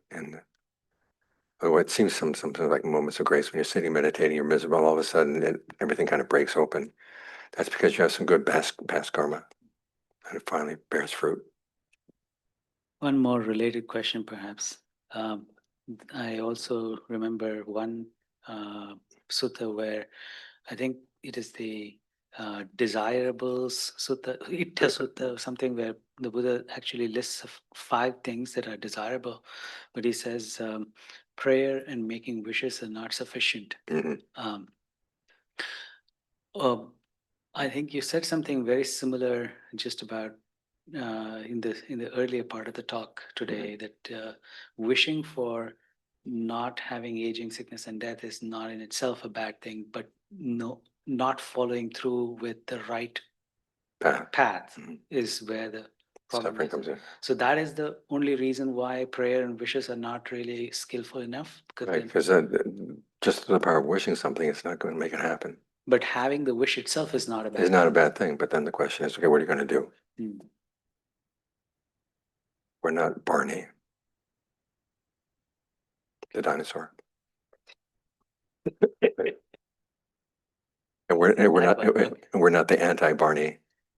Where if I sit here, if I don't wish for awakening strong enough, then it's going to come. That mind attitude, that attitude. Tell yourself, okay, I'm not going to wish for awakening. I'm not going to wish for awakening in hopes that it's going to come. That's really screwed up, the power of negative thinking. Okay, it's time to break. We'll be back at 3. We'll tell everybody. Okay, let's get going. The final issue for today is the topic of delight. Delight, Nandi and Pali, means the way you talk to yourself about your pleasures, how much you are planning to enjoy a certain pleasure and how much you enjoyed it after it's done. This is the mind's habit of maximizing the pleasure you get out of something. Because you think about a dinner, it tastes good, only as long as it's in your mouth, and not even that long in your mouth. And then you get full. But then beyond that, what increases the pleasure from the dinner is thinking about how good it was. And then talk to yourself about it. That's delight. Now the Buddha says that arahants have overcome delight.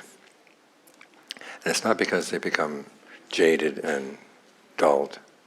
It's because they found a pleasure that doesn't need any advertising, doesn't need to be talked up. It's totally satisfying in and of itself.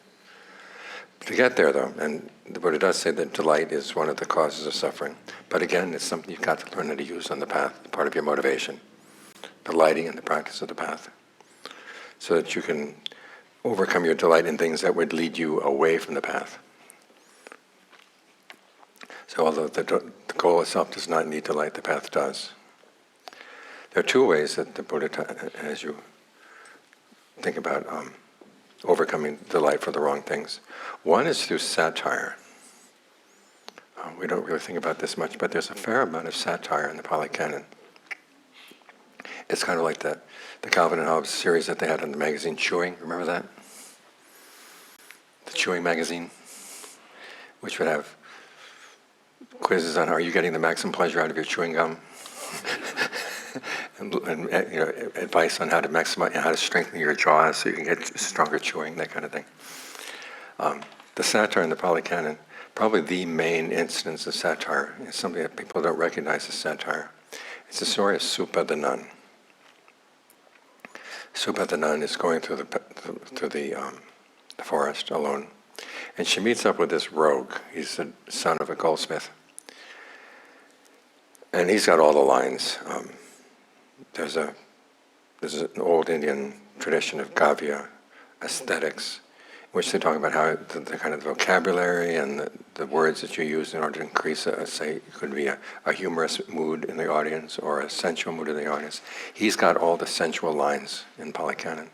It's one of the most difficult passages in the canon to translate properly because the vocabulary is so specialized. He says, you are just the coolest thing, and you would be even happier if you came with me. I mean, that's the basic message. But he does it, it's not so direct, it's much more indirect, and he's talking about how it puts her in the mood, talking about the trees with the pollen and everything, and how what a wonderful place this would be if she could just stop being a nun and go with him. And she, fortunately, is a non-returner, so she's not the least bit interested. And she says, what is this you see in me? I mean, this body is just nothing but, it's going to be a corpse someday, and it's just full of all this horrible stuff. He says, your eyes are just the coolest eyes. You have the eyes of a fawn. And she says, well, eyes, they're just a bubble, and they're full of mucus and tears and everything. But he says, I don't care. I really like your eyes. And she says, oh, sure. Okay, here, have one. Plucks it out, hands it to him. Of course, that changes the mood immediately. And it's kind of a satire on the, if there were any other woman besides her, she would have fallen for that language because it was just really, really beautiful. There was a translation that, what's her name, Anne Waldman made years back of the Therigatha. Anybody here read that? And in her translation of this, he comes up and says, hey, you're a really hot chick, let's go with this. And no woman in her right mind would go with this person.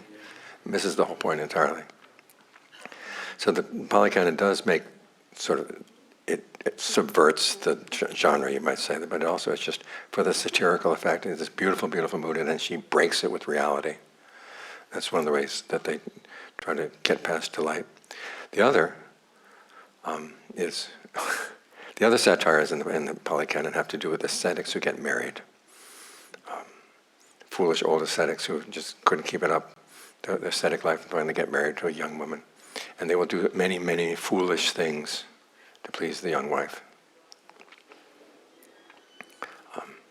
But the other way that the Buddha has you counteract the delight in sensuality is to foster delight in 6 things related to Dharma practice. And the first one is Dharma itself.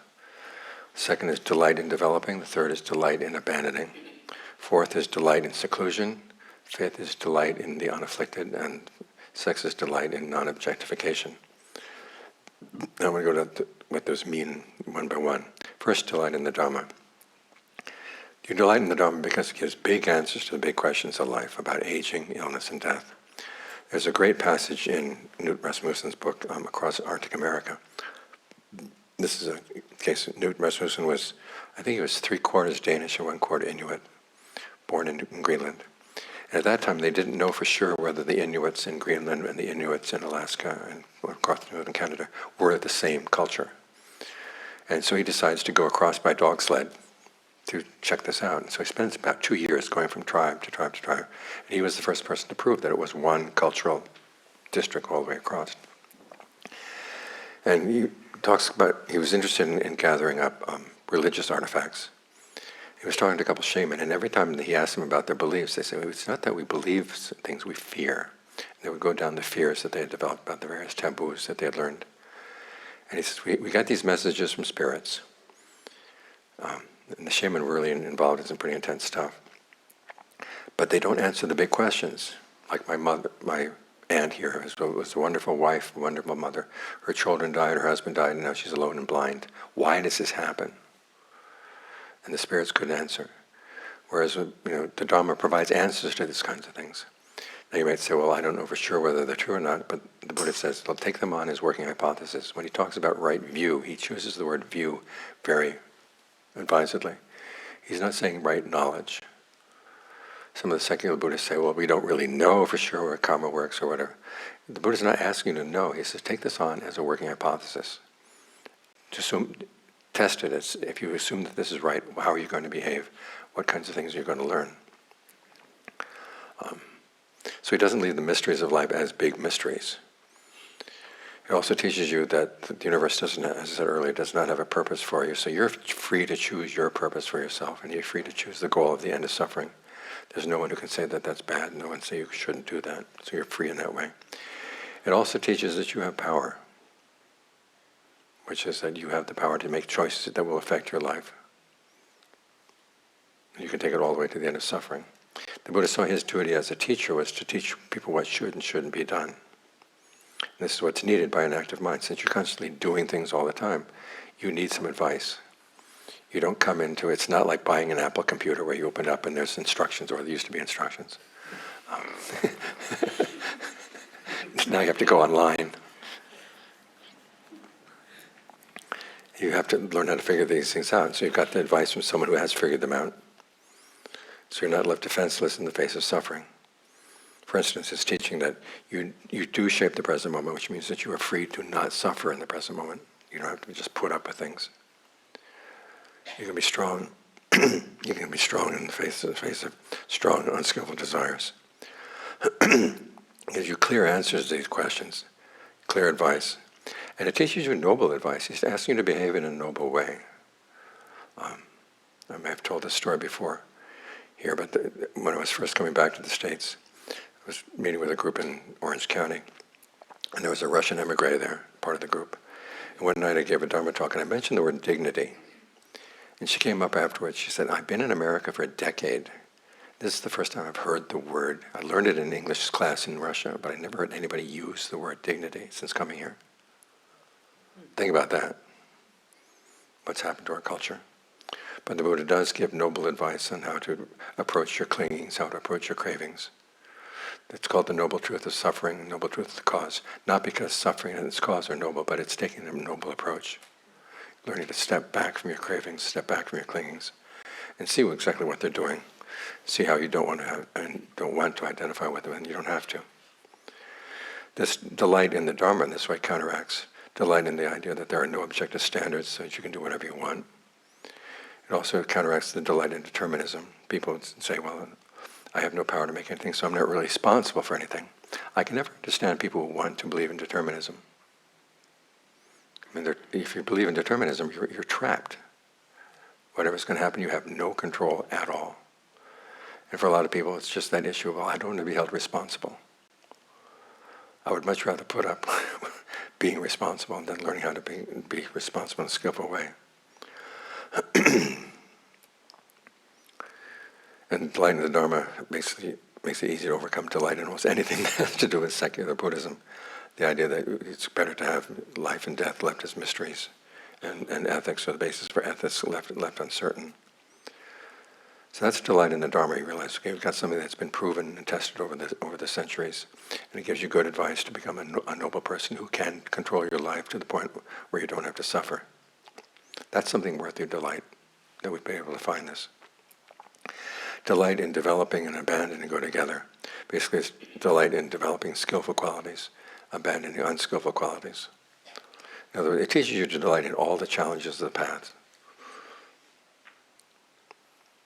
Sometimes it's going to be hard, but you say, okay, I'm working on something that's really important in my mind. Working directly on that. Sometimes it's going to be little tiny issues. I'm going over the retreat that I gave in France, going over the transcript right now. And I've been struck by the number of questions this time that had to do with sort of the nuts and bolts of concentration practice. And I saw that as a good sign, that people are actually taking the skill seriously and they're willing to deal, okay, what is this? What do I do when my legs fall asleep? What do I do when my mind gets out of control in the afternoon.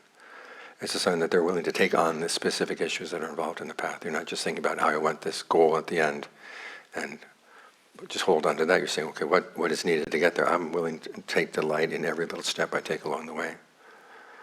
Because the Buddha encourages you in that. Any problem that you can solve as you practice. He basically says, take joy in the fact. Don't be satisfied, but take joy. If you're satisfied, you say, well, this is good enough. I'm fine here. He says, don't be satisfied until you get to the very end. But take joy in each step. Especially in focusing on the small things, it begins to sharpen your discernment because you're seeing cause and effect in a very direct and immediate way. You learn to take a joy in the effort that's involved in the practice. Joy of being committed to the practice and really trying to master a skill. It's kind of like learning a language. In the beginning, it's kind of difficult because the language just doesn't make any sense, or the way it's worked, the mindset doesn't make sense. I've been trying to learn Portuguese. Part of the problem, of course, is I'm old, and a word that I learned today just kind of slips out the next day. But I'm beginning to get a sense of the language now, and it's becoming more fun. Learning this word, learning that word, and now I know the word for over Stockholm syndrome, which I didn't know before. I just learned that the other day. And so you can take delight in each little step along the way. That makes the path a lot easier as you go along. And so you run into big problems, you're not phased. You say, well, let's break this down into little problems, little pieces, work on them one at a time, and be interested and committed and delighting in each one. And John Mahabua makes the comment, he says, it's like you've got this tree of defilement, and you're able to get one little piece of bark off the tree. Take joy in that fact. What this counteracts is delight and heedlessness, where you don't want to worry about the future, or your laziness, where you say, well, just accept your defilements. There's that attitude that if you fight them, they'll get worse, so let sleeping dogs lie. That's not going to work, because they're allowed to lie there. They're going to wake up at some point and take over. So that's delight in developing and abandoning. Then there's delight in seclusion. Now, partially this is delight in physical seclusion. Learn to just be okay being alone, because you've got a lot of problems you have to face in your own mind. You're not going to see them if you're involved in other people. Of course, there are a lot of problems you don't see unless you are involved with other people, which is why the Buddha never had monks live only alone or only in community. You have to have times off by yourself and then times together, which is how you can gain advantage from admirable friendship. But when he's talking about seclusion, he's primarily talking about mental seclusion, which is the development of mindfulness, concentration, and discernment. It's interesting how he defines mental seclusion. You abandon past mind states, you relinquish future ones, and you subdue passion and desire for present states of mind. In other words, you're stepping back from past, present, and future. In terms of the past, you say, okay, whatever was in the past, I'm not going to go pining for it, hoping to get it back. As for the future, you say, I don't really care about what I could claim in the future. I've got to work on getting my mind out of time entirely. It's interesting, they use different verbs for that. You abandon the past, and also you relinquish any claims you might have towards the future. And then as for the present moment, you step back from the mind state in the present moment. You're not even entangled with that. You're trying to step back and understand, what is this in this present moment that I'm creating here? This relates to the restricted images for mindfulness I told you about, like the quail and the monkey. Realizing that you have certain bounds on where you're going to focus your attention. And you take joy in the sense of rapture and pleasure that you can get in the seclusion of the first jhana, and especially the joy that comes from liberating insight as you step back from the present moment and see things as separate. It's interesting that there's so much in Buddhism where you're supposed to see the wisdom of non-duality and the wisdom of oneness. And the Buddha was not one of them. For him, non-duality and oneness are fabricated states of mind that they're going to fall apart just like anything else that's fabricated. It's when you learn how to step back from the things, this tendency to get into becoming, step back from those processes and see, okay, these really are separate things, that you get liberated from them.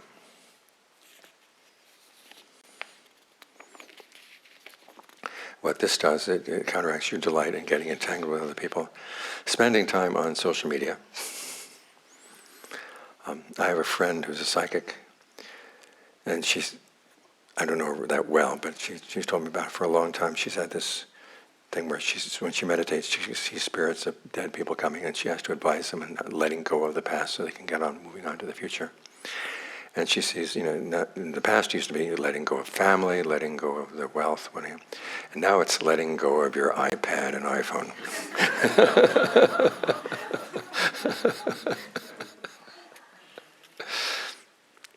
So even on the other side, the social media have affected the other side as well. Now the remaining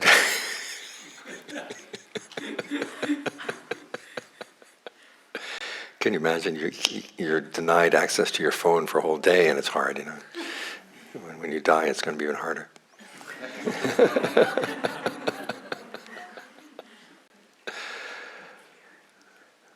Okay, the last two topics of delight are names of nibbana. One is the unafflicted.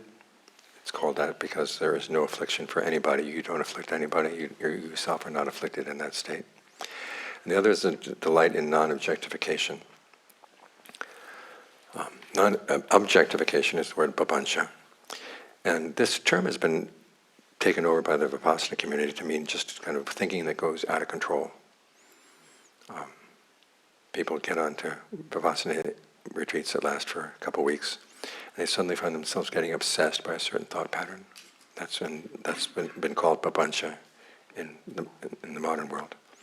I knew this one woman was telling me that she was going on a retreat at IMS, and she realized that IMS had been built in several stages. She got fascinated with the idea of figuring, okay, exactly which part of the building was original, and which was added on later. And she would arrange so that when she was doing walking meditation, she would do it near the seams where they're connected for the whole retreat. However, when the Buddha talks about papancha, he's not talking about obsessive thinking. He's talking about a particular kind of thinking, which starts with the thought, I am the thinker. You objectify yourself as a thinker, as a being. Once you become a being, the defining feature of a being is that you have to feed. This is what defines us as beings. And when you have to feed, that means you're going to get into conflict with other people who are feeding in the same place. Now, this is not just physical feeding, but it's also emotional and mental feeding. So that's what papancha is. It uses certain perceptions, starting with the perceptions of me existing as a thinker, and then everything else that gets related to that spreads out. And it inevitably leads to conflict. Papancha is one of those words in the Buddhist tradition that seems to change its meaning with every generation.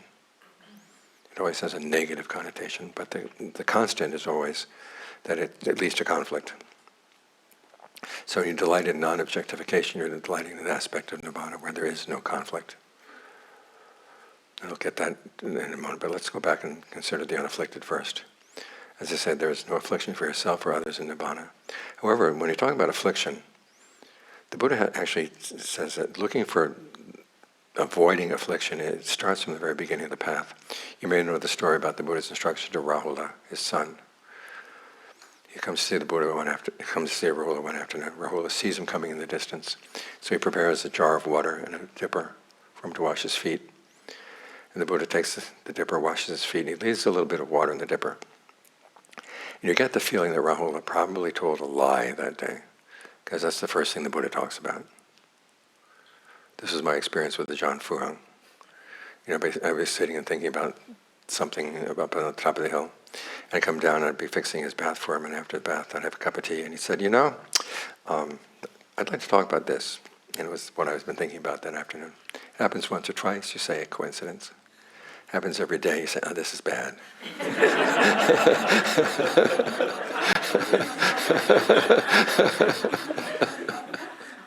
So the Buddha comes in and immediately talks about lying. He says, see how little water there is in the dipper? Yes, sir. That's how little bit of a contemplative there is in someone who tells a deliberate lie with no sense of shame. Throws the water away. See how that water's thrown away? Yes, sir. That's what happens to the quality of a contemplative who tells a deliberate lie with no sense of shame. It gets thrown away. Then he shows him how empty it is and how it's turned over. And he says, yes, I understand now. And then he goes on to say, you should never tell a lie, even in jest. Like we were saying earlier, that for the Buddha, when you're lying, Doesn't matter, you're not necessarily trying to deceive, but you just have to not misrepresent the truth. Then he goes on to say, once you decide you're going to be truthful and observant, or truthful, then the next thing is to be observant. What are you observant of? Before you plan any action, ask yourself, this action I'm going to do, is it going to afflict anybody? Is it going to cause harm? If you think it's going to cause harm, you don't do it. If you don't think it's going to cause harm, you can go ahead and do it. But while you're doing it, you check to see, is this afflicting anyone? So that word affliction starts from the very beginning.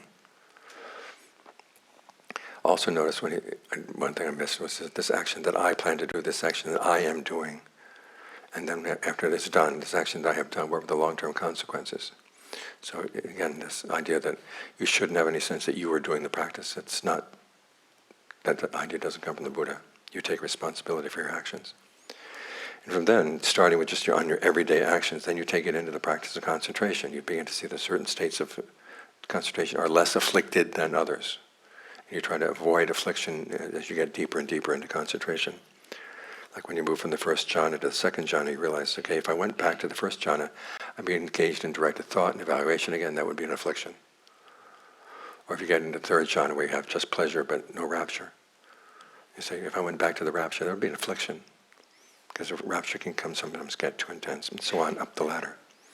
So the whole purpose, the whole pattern of the practice, even though the unafflicted refers to nibbana, you're starting out with the very, very first stages. I want to act in such a way that minimizes affliction. And delight in that.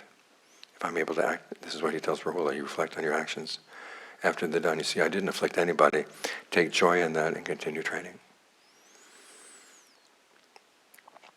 So taking delight in the unafflicted, it reverses, or counteracts the tendency of ignorance to say that suffering is inevitable and the pleasures of samsara are worth whatever pains and difficulties they entail. And that those pains and difficulties should simply be accepted. The Buddha says, no, you don't accept these things. This is one of the points that you have to repeat again and again, because you hear so much when Buddhism gets sound-bitten, that one of the sound bites is it's all about acceptance.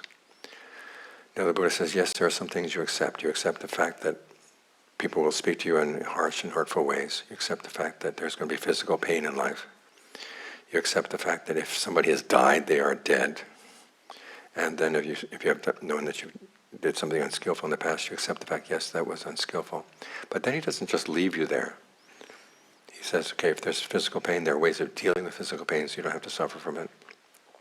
There are ways of talking to yourself about hurtful speech that people give to you, and those you don't have to suffer from it. Basically, this is one of my favorite lines in the Pali Canon is, when someone says something harsh and nasty, you tell yourself, an unpleasant sound has made contact at the ear. And that contact ends. And once that contact is ended, that's it. If you're suffering from it, that means this is not the contact, it's not their words anymore, it's what you're doing in your own mind. That's what you got to deal with. As for death, accepting death, again, the Buddha says, when has that ever happened that people, those who are born and don't die?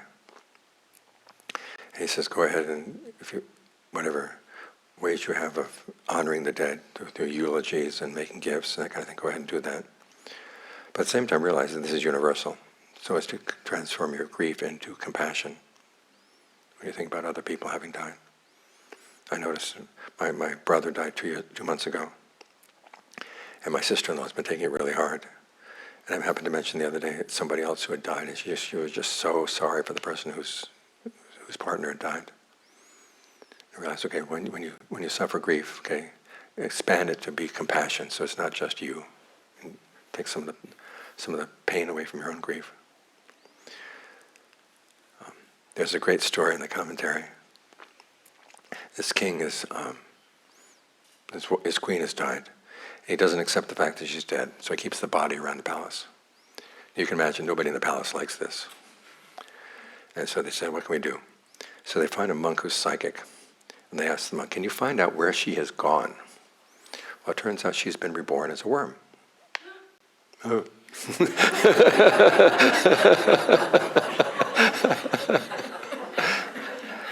And because he's psychic, he can communicate with the worm.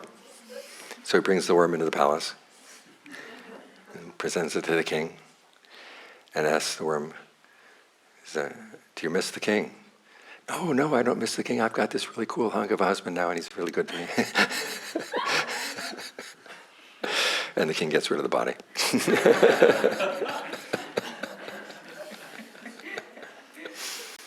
As for mistakes you've made in the past, the Buddha says, you realize if your remorse is not going to go back and undo it.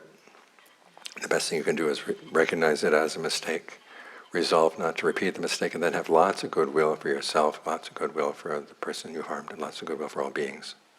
Goodwill for yourself so you don't beat yourself up. Goodwill for other beings is so that you don't repeat that mistake. So the Buddha does teach you, even though these are the things that you should accept, you don't have to suffer from them. But there's a much larger area that you should not accept, i.e. unskillful thoughts in your mind. You don't just let them stay there. You've got to do something to get rid of them. Now, sometimes this means just watching them so you can understand them. But you're watching them with the attitude, okay, when I figure out where their weak point is, I'll be able to get rid of them in the future. So that's delight in the unafflicted. As for delight in non-objectification, how do you think in terms that do not involve the thought, I am the thinker? You're trying to think in terms of the Four Noble Truths. When there's suffering, just say that there is suffering. And what is this suffering? Let's look into it. What actually is the suffering? You see that it is the act of clinging. Notice the Buddha didn't say life is suffering. He didn't say there is suffering. It's just suffering is the clinging. Then you look at what is the action that gives rise to clinging. It's the action of craving. You're learning to step back from all these things and observe them as actions and as events, and not putting your notions of who you are or in on that. And that allows you to step out of this attitude that leads to conflict. Because once you've made yourself as I am the thinker, I am a being, I have to feed. There's that image the Buddha had before he went off into the forest, where he saw that the whole world was totally laid claim to. He said it was like fish. First the part of the vision was fish in a drying up stream, fighting one another over that last little bit of water. And fighting one another, of course, they get the karma of having fought, and then when they're all going to die anyhow. So what's gained by that? He looked over the whole world, and everything was already laid claim to. So the question is, where do you find the happiness that you don't have to fight other people off while you look inside the mind? Clean up the problem inside the mind. And by thinking in these ways, it helps to promote some dispassion. Dispassion is one of those words that's got a lot of bad press. It sounds like kind of a nice, dull, oatmeal-y kind of attitude. But actually it's more like, I think Ajahn Chah is right, saying it's maturing. You've grown up. You look at your childish attitudes and childish games and say, this isn't worth it anymore. There's no interest anymore. It's kind of like tic-tac-toe. You play tic-tac-toe long enough, you finally figure out there's a way to play it that you're never going to lose. And once you figure it out, it has no more interest. You outgrow it. That's one way of developing this passion. The other way is with chess. Now, you're never going to totally figure out chess. But you do realize, okay, lessons you learn in strategy in chess, after a point are lessons that have no application outside of the world of chess itself. So whatever else you learn in the course of playing chess, it's not going to have any use outside of that very narrow area. So you outgrow chess. Venerable Sariputta, there's that one time when he was asked, if you go to a foreign land, and people ask you, what does the Buddha teach? What do you say? And his answer was, our teacher teaches the end of passion and desire. But then he goes on to say, people will ask, well, passion and desire for what? He says, the five aggregates.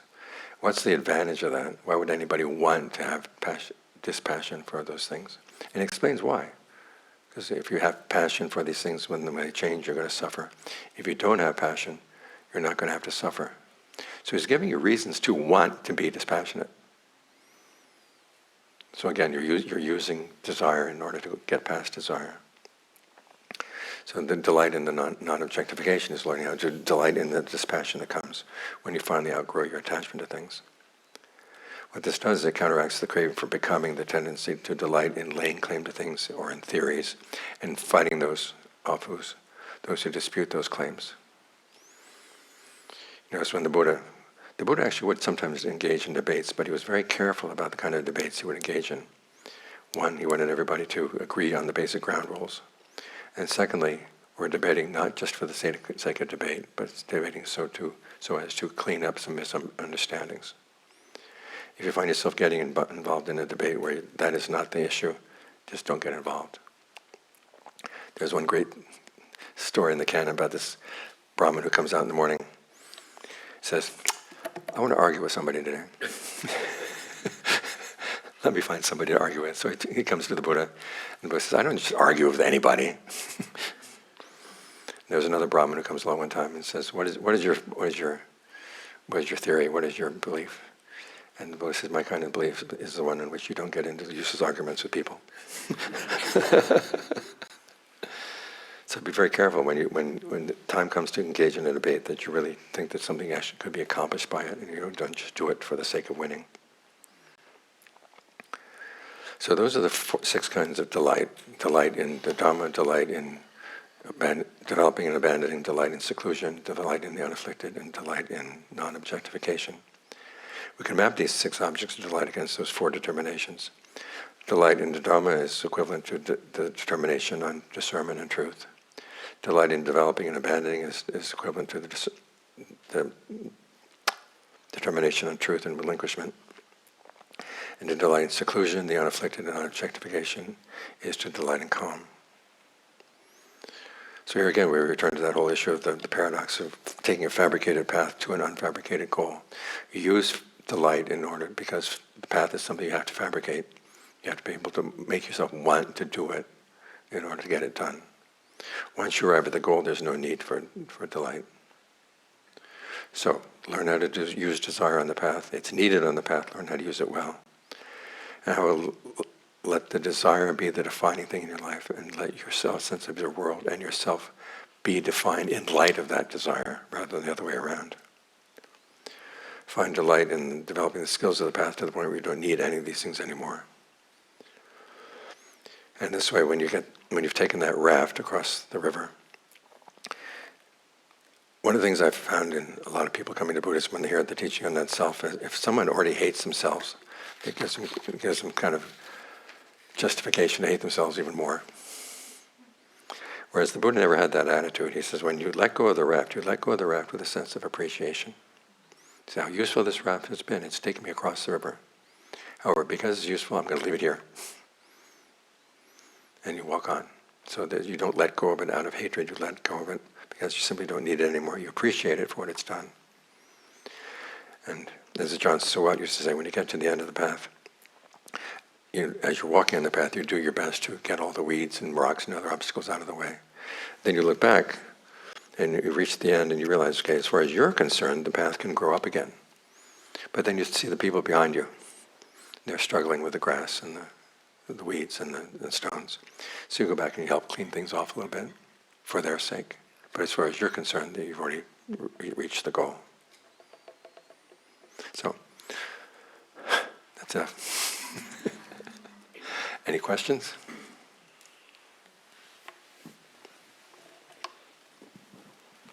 Thank you very much, Ajahn Jeff, for the teachings.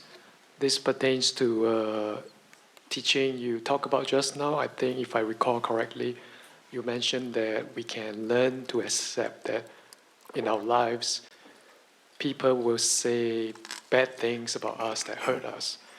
So my question is, say, if, let's say, past supervisor in the latest job has some unfair comments about us, but prospective employer gave us a conditional employment offer, but it's conditional upon providing the email addresses of all past supervisors from our profession. And if all of the supervisors are good, but only this very one last supervisor gives you a negative comment, I guess my question is, what practical solutions do we have, even though what the past supervisor said about us is hurtful, untruthful, even tantamount to like discrimination and like workplace bullying? What can we, even though we as Buddhists accept the fact that there's suffering and we cannot control what others said about us is in the past, but the past have real consequences impeding us moving forward. Okay, I would look for an HR person who knows that there are such things happening.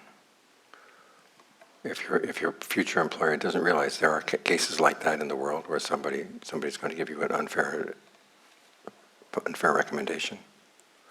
I don't know if they don't know that, I don't know if I'd want to work for them. I see. So if I understand you correctly, is to approach the HR of the previous employer Or the current employer and just say, current look, employer. or whoever is just making the decision about your employee. Say that I had differences with my past supervisor. I hope you take that into consideration. That I have all my other supervisors gave positive reviews. Of the future employer, HR. Thank you very much.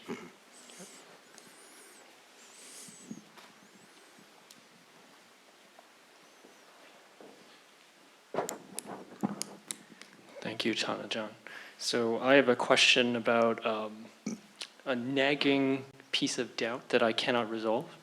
And it pertains to when the Buddha taught the 32 parts of the body, that there were a lot of people that have decided to kill themselves or ask someone to kill them because they discovered the loathsomeness of their own body. So what kind of Buddha is this? That is my doubt that I have a lot of unsatisfactory explanation, but I want to hear your explanation or your view. I'll tell you a story. We had someone visit us at the monastery one time who he'd had psoriasis ever since he was a little kid and was so psychologically kind of unstable. And he was really bothered by this story. And he had talked to lots of different Dharma teachers about it and never gotten a satisfactory answer. He wanted to talk to Ajahn Sawat.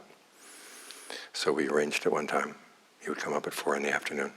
So Ajahn Sawat was sitting here, I was sitting here. Fred, the guy, was sitting right there. And if you drew a line between Ajahn Sawat and Fred, there's this woman, Karen, who would come up on weekends to the monastery. She was against the wall. And so Fred asked, did Ajahn Sawat know the story? And he said yes. He said, didn't you have any doubts about the Buddha? Now the word for doubt in Thai is songsai. And that was so far from Ajahn Sawat's attitude that he didn't even hear the word.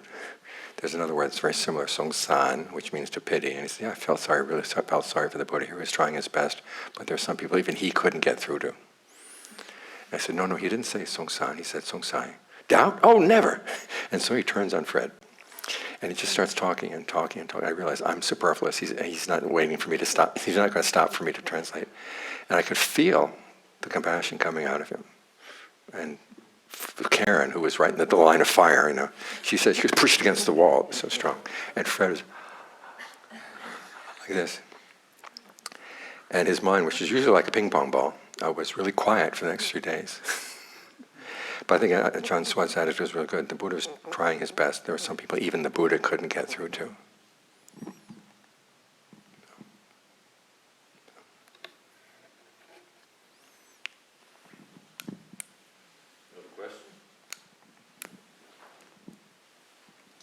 Hey, John Jeff, thank you so much. I'll try to ask this question. I think I've been almost spoiled by your teachings. I've gravitated to them over the years.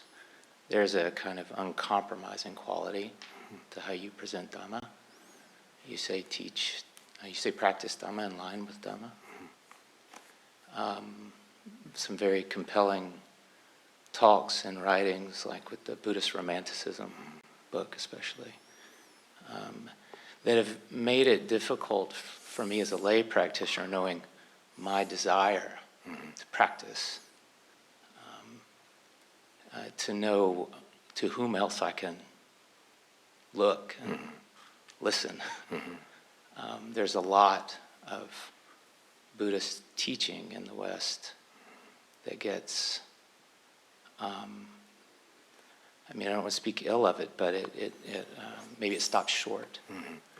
And even if I'm not going to go all the way, or if I don't feel like I can go all the way in this lifetime, I at least want to be listening to someone who is kind of keeping that line straight through. So there's a question in here, I think, around, just, I guess, who to listen to besides you. John Lee and John Mahabua. Yeah. And a little John Fuang on the side.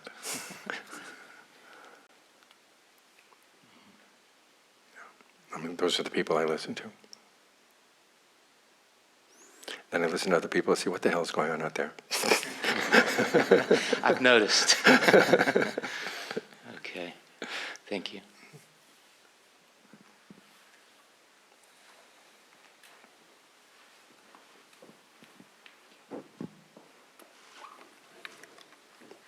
Namaskar Krab, Ajahn Jeff. I've been reflecting this to ask you. I want to know your maybe tips, suggestion, or thoughts about how to be with someone who holding totally different belief. Like me, of course, I believe in reincarnation, in past life. I even do a lot of past life regression. And I really felt it. Even this morning too, I felt this energetic feel and all that. So, but when you're with someone who have totally different belief that there is no such thing about past life, next life, only one life, more like Christian believer, and really devoted and religious. So the end goal of both of us are different. Like, how do you see that? And yeah. What kind of relationship are we talking about here? Okay. I got a partner. Okay. Yeah. It's going to be difficult.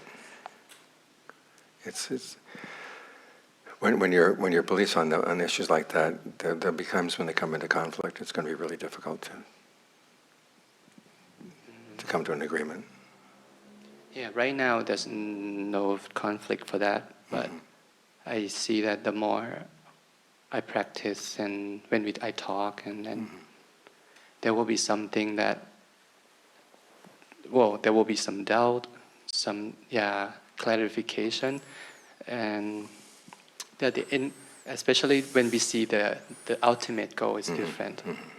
The way we practice in life may be slightly different too, but so far it's going okay. But when you totally different belief of that, then the practice you do along the way, I don't know how to explain, but yeah. I just say, if you're going to get together, just be prepared for the fact that there will be conflict on this issue, and you have to have some sort of agreement ahead of time how we're going to resolve these conflicts. And you give encouragement to her, she gives encouragement to you. If you can agree to that. Then there's the question, if you have kids, what are you going to do with the kids?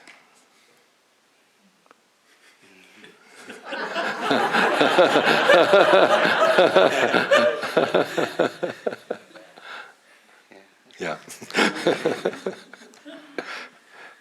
As you can see, I've avoided that issue. I try to avoid it, to ask you too. I don't know how many people come to monks for relationship advice.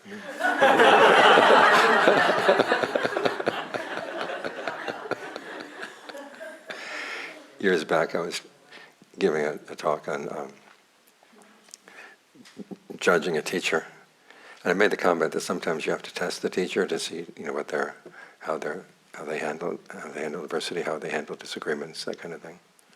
And so the question came up, what am I supposed to do? Seduce my teacher? I said, no, be more subtle than that.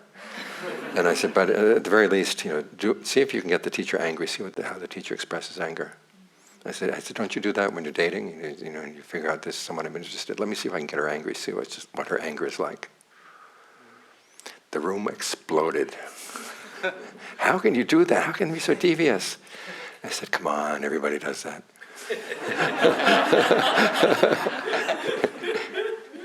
Either that or I'm the only one, that's why I'm a monk, I don't know.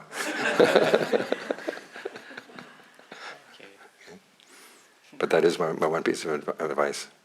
Try to get the other person angry, see what their anger is like. That's a good trick. Any other questions? Thank you so much, Ajahn, for all your teachings. So can I please ask a question about meditation? So if you have a little time, like 30 minutes for the meditation, how should we balance the meditation, metta meditation and breath meditation? Because It depends on what kind of day you've had. If you had a really rough day, you may spend more time on meditation. Sort of sort through, is there anybody out there that I still have ill feelings for? And ask yourself, what do I gain from seeing them suffer? Can I let that go? And sometimes there are a lot of people, you have to do them one by one by one until it starts getting more, so it starts getting easier. Then you can go to the breath. Other times, you don't have any issues with anybody. A little bit of metta, a lot of breath.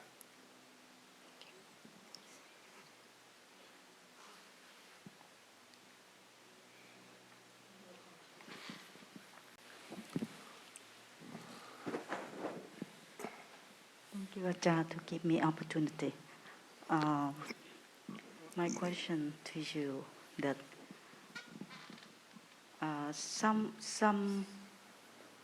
did you ever have experience since you become monastic to communicate with the living thing in the other realm?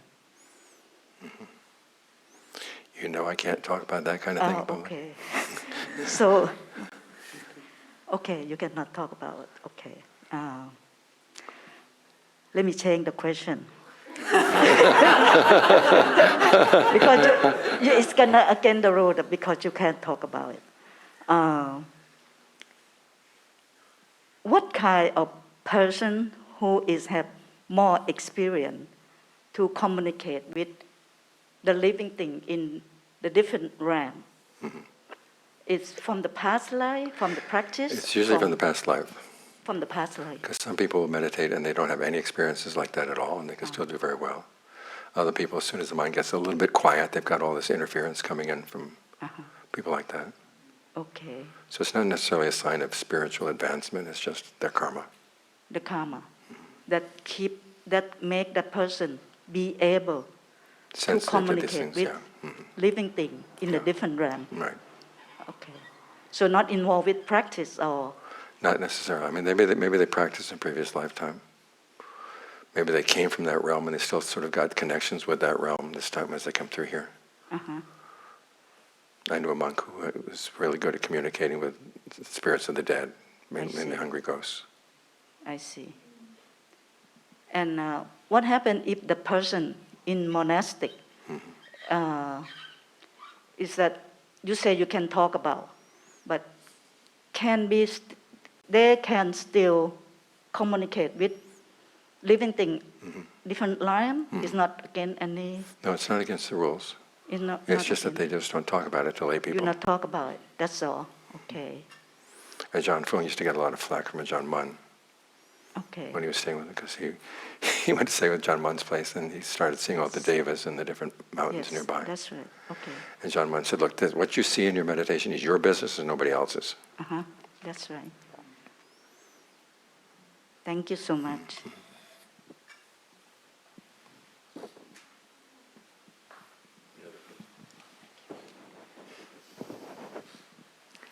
Ajahn, I would like to ask, if in this life, someone is determined for enlightenment, is that even put all the efforts and give up everything? Is that possible that due to past life, maybe unwholesome karma, that one couldn't attain enlightenment? Any hindrances? Thank you, Ajahn. Just go ahead and keep practicing. Yes. I mean, there are people who try hard and they say, well, not this lifetime, maybe some other lifetime. But you keep at it. It's not the sort of thing where you can write out your schedule. Just say, okay, I'm going to stick with the practice. If I don't finish this time around, then may I be reborn in a place where I can continue with the practice. Thank you, Ajahn. Ajahn, thank you for the teachings. My question is, how should we prioritize happiness? Like there are sometimes cases when we are very calm at our hearts and minds, very peaceful in the conditions, but others might expect us otherwise for the sake of their own happiness and well-being. So what is the appropriate state of mind? Well, what do they want out of you? Maybe even small things, but sometimes it's like, I don't know. How should we still prioritize? Well, it depends on what the relationship is and what your position is vis-a-vis that other person. There's no across-the-board answer for that question. Like in my own case, I remember when John Fung was sick, I had to drop everything and look after him. And at the time, it felt like it was a real burden. But now looking back on it, I learned a lot of good lessons. Helpful, Ajahn. Thank you. Any other questions? I had one more question, Ajahn.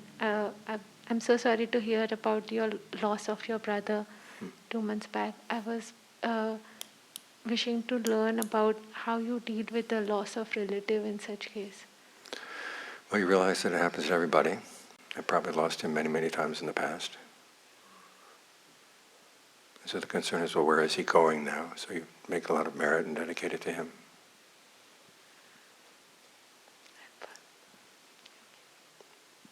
I have a story about my brother. I'll tell it at the end. It gives you an idea of what kind of brother I grew up with. I can tell you one of the stories. He shot me when I was a kid. He got a new pellet gun. We lived on the farm. And he took it up to the woods up in the north part. He was 10 years old. I was 5. So I went up to see if he was going to do target practice, and I wanted to see if I could do target practice with the gun too, and he wouldn't let me touch the gun. So I walked back to the house, and I still remember this very vividly. The sun was streaming across the field. All of a sudden I heard this bang and this back in the back of my neck.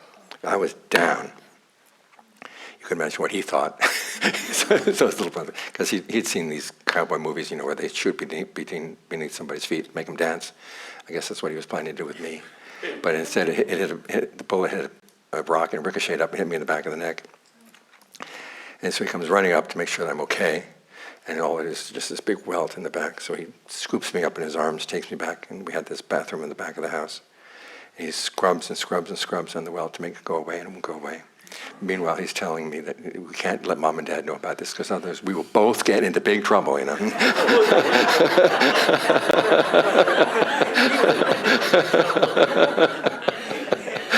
I was innocent enough to believe him.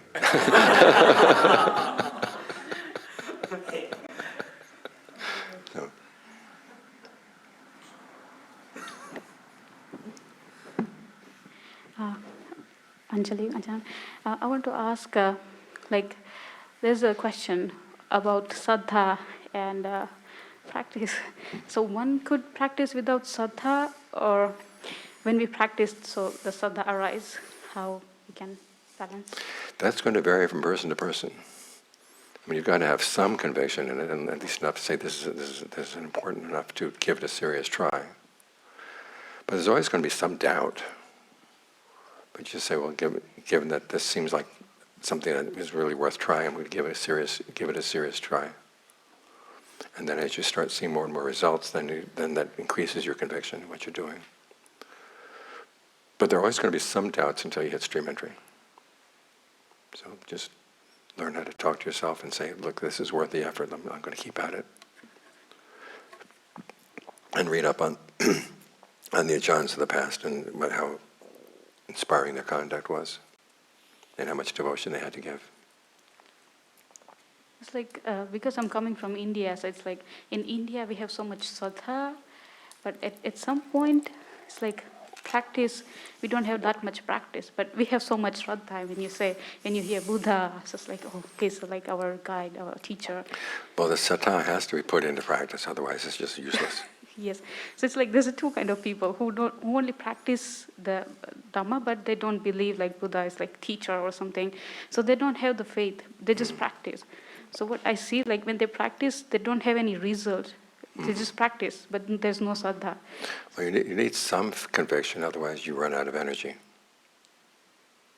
And then there are sacrifices you won't make. Other questions over here?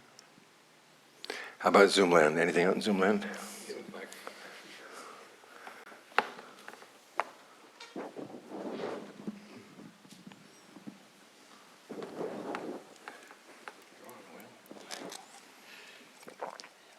So there's a question here from Anne that's asking if we don't make it to the other shore, is any wisdom passed on in the next life? You develop certain habits that get passed on.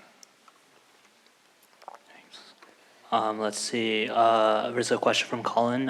In the beginning, once whole body awareness breathing, do you make effort to stay there while breathing in and out naturally? Or if your intention goes to individual spots that need more release, follow where your awareness takes you? You can do either. You try to maintain full body awareness, then you begin to notice there's still some unfinished business in some part of the body. You go there, clean it up, and come back to the whole body awareness. Sounds good. There's a question from Joni. Question, how can dispassion be used to help lead to a cessation of stresses, especially related to anxiety? Is there an example from a Pali Canon? Thank you. They don't talk much about anxiety in the canon in regard to dispassion, but if you see that here you are creating all of this anxiety in your mind, and you have to ask yourself, what part of my mind actually likes the anxiety? If it doesn't feel like I'm accomplishing something by being anxious, to feel if I worry about something enough that it'll make it go away or protect myself from any danger, that's not very wise thinking. The best thing to do is, if you've got reasons for anxiety about the future, I realize that I am going to need mindfulness and discernment whatever happens. So I've got to work on those instead of just giving into thoughts of anxiety. So ask yourself, to what extent you've got to figure out what the mind's attraction is to anxiety. Then you can deal with it. Think of the mind again like a committee. There's somebody in there who likes being anxious, who feels that it's virtuous. Thank you. There's a question from Victoria Martino that's asking, do you believe that there's value in interfaith dialogue, or should all spiritual seekers be directed to the Dharma?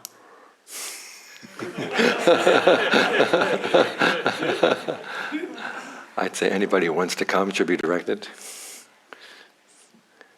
Sounds good. We stop the commentary, okay?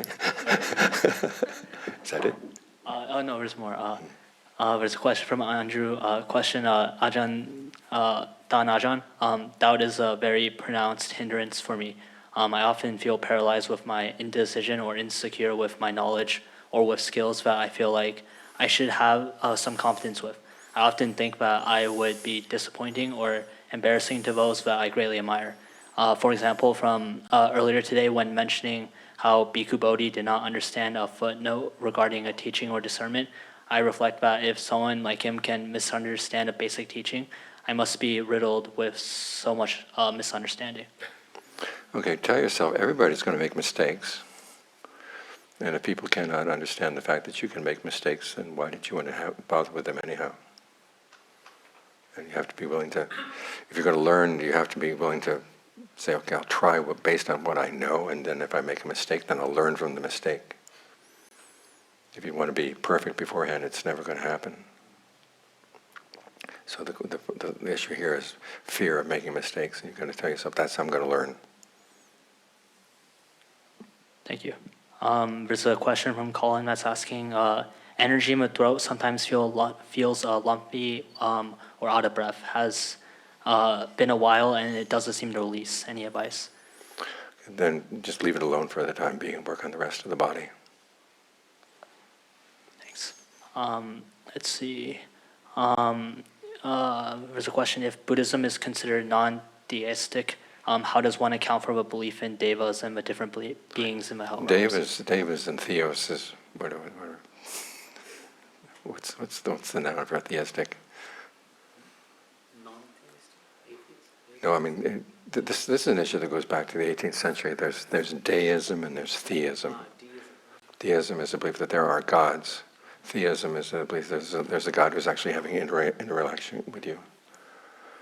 And we're non-theistic in the sense that we don't believe that God created the universe. The universe is kind of a committee decision.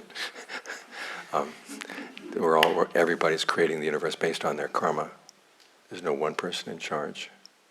And some of the beings are devas, some of them are brahmas, but they don't have that position permanently. You've probably been a brahma at some point, you've probably been a deva at some point. And you made a mess of the job, so you're back here again. Thank you. Let's see. You're catching me at the end of the day. I'm getting kind of slap happy. Is dedication of merit a way of extending grace to others? It's offering them the opportunity for them to approve of what you've done. If they approve, then that becomes their merit. I mean, you can't just give your merit to somebody else. But if they see that you did something good in their name and they approve of what you did, then they're going to get merit. Now, not everybody for whom the merit is offered is going to accept it. Now, I can tell you a story. John Fuang taught in Bangkok for a while. And the building where he was off in a dark corner of the monastery. And it was a 2-story building with separate entrances for the second story and the first story. And it turns out the monk living in the first story liked living alone in that corner of the monastery because he was doing an illegal trade in Buddha images.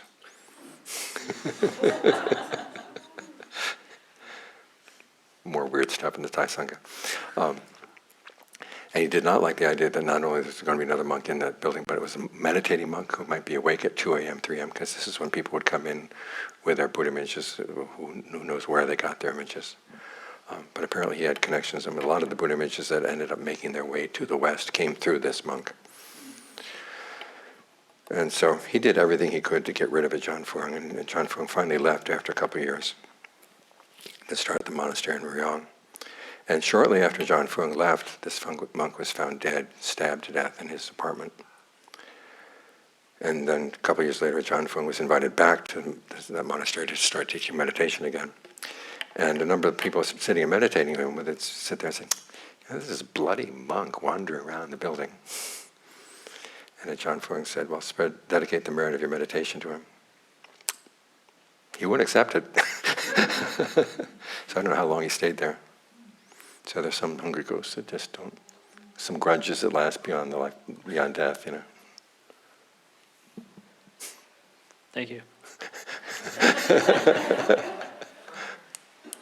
There's a question from Vanessa that's asking, would you advise a spousal ultimatum to either meditate or separate if there's a hope that would work to get them to meditate? I would not say that at all, no.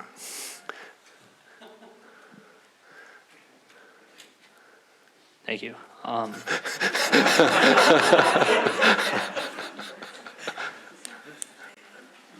not here to break up couples.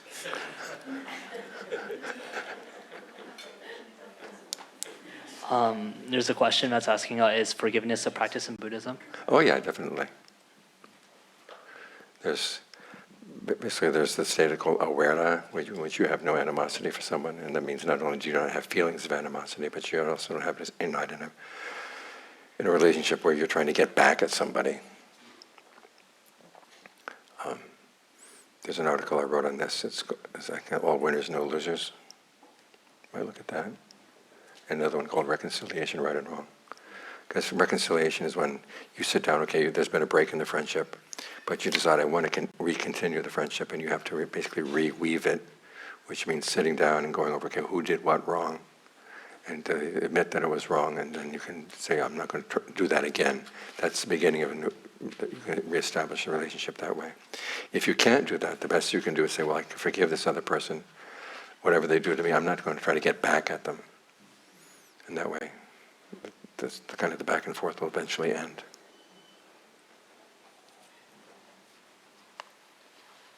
There's a question from Kat that's asking, is it helpful to pray for a person who died some years before? I dedicate merit to them. That it? Questions on the floor? Me?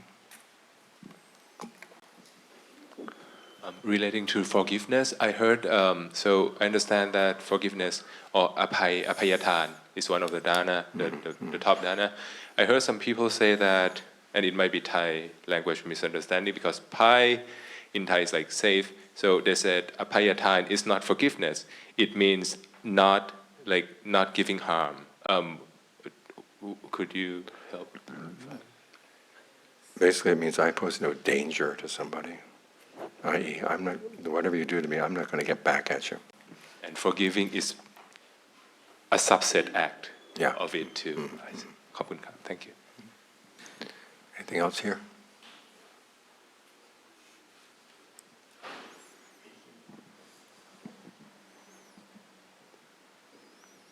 Okay, well, thank you for your attention.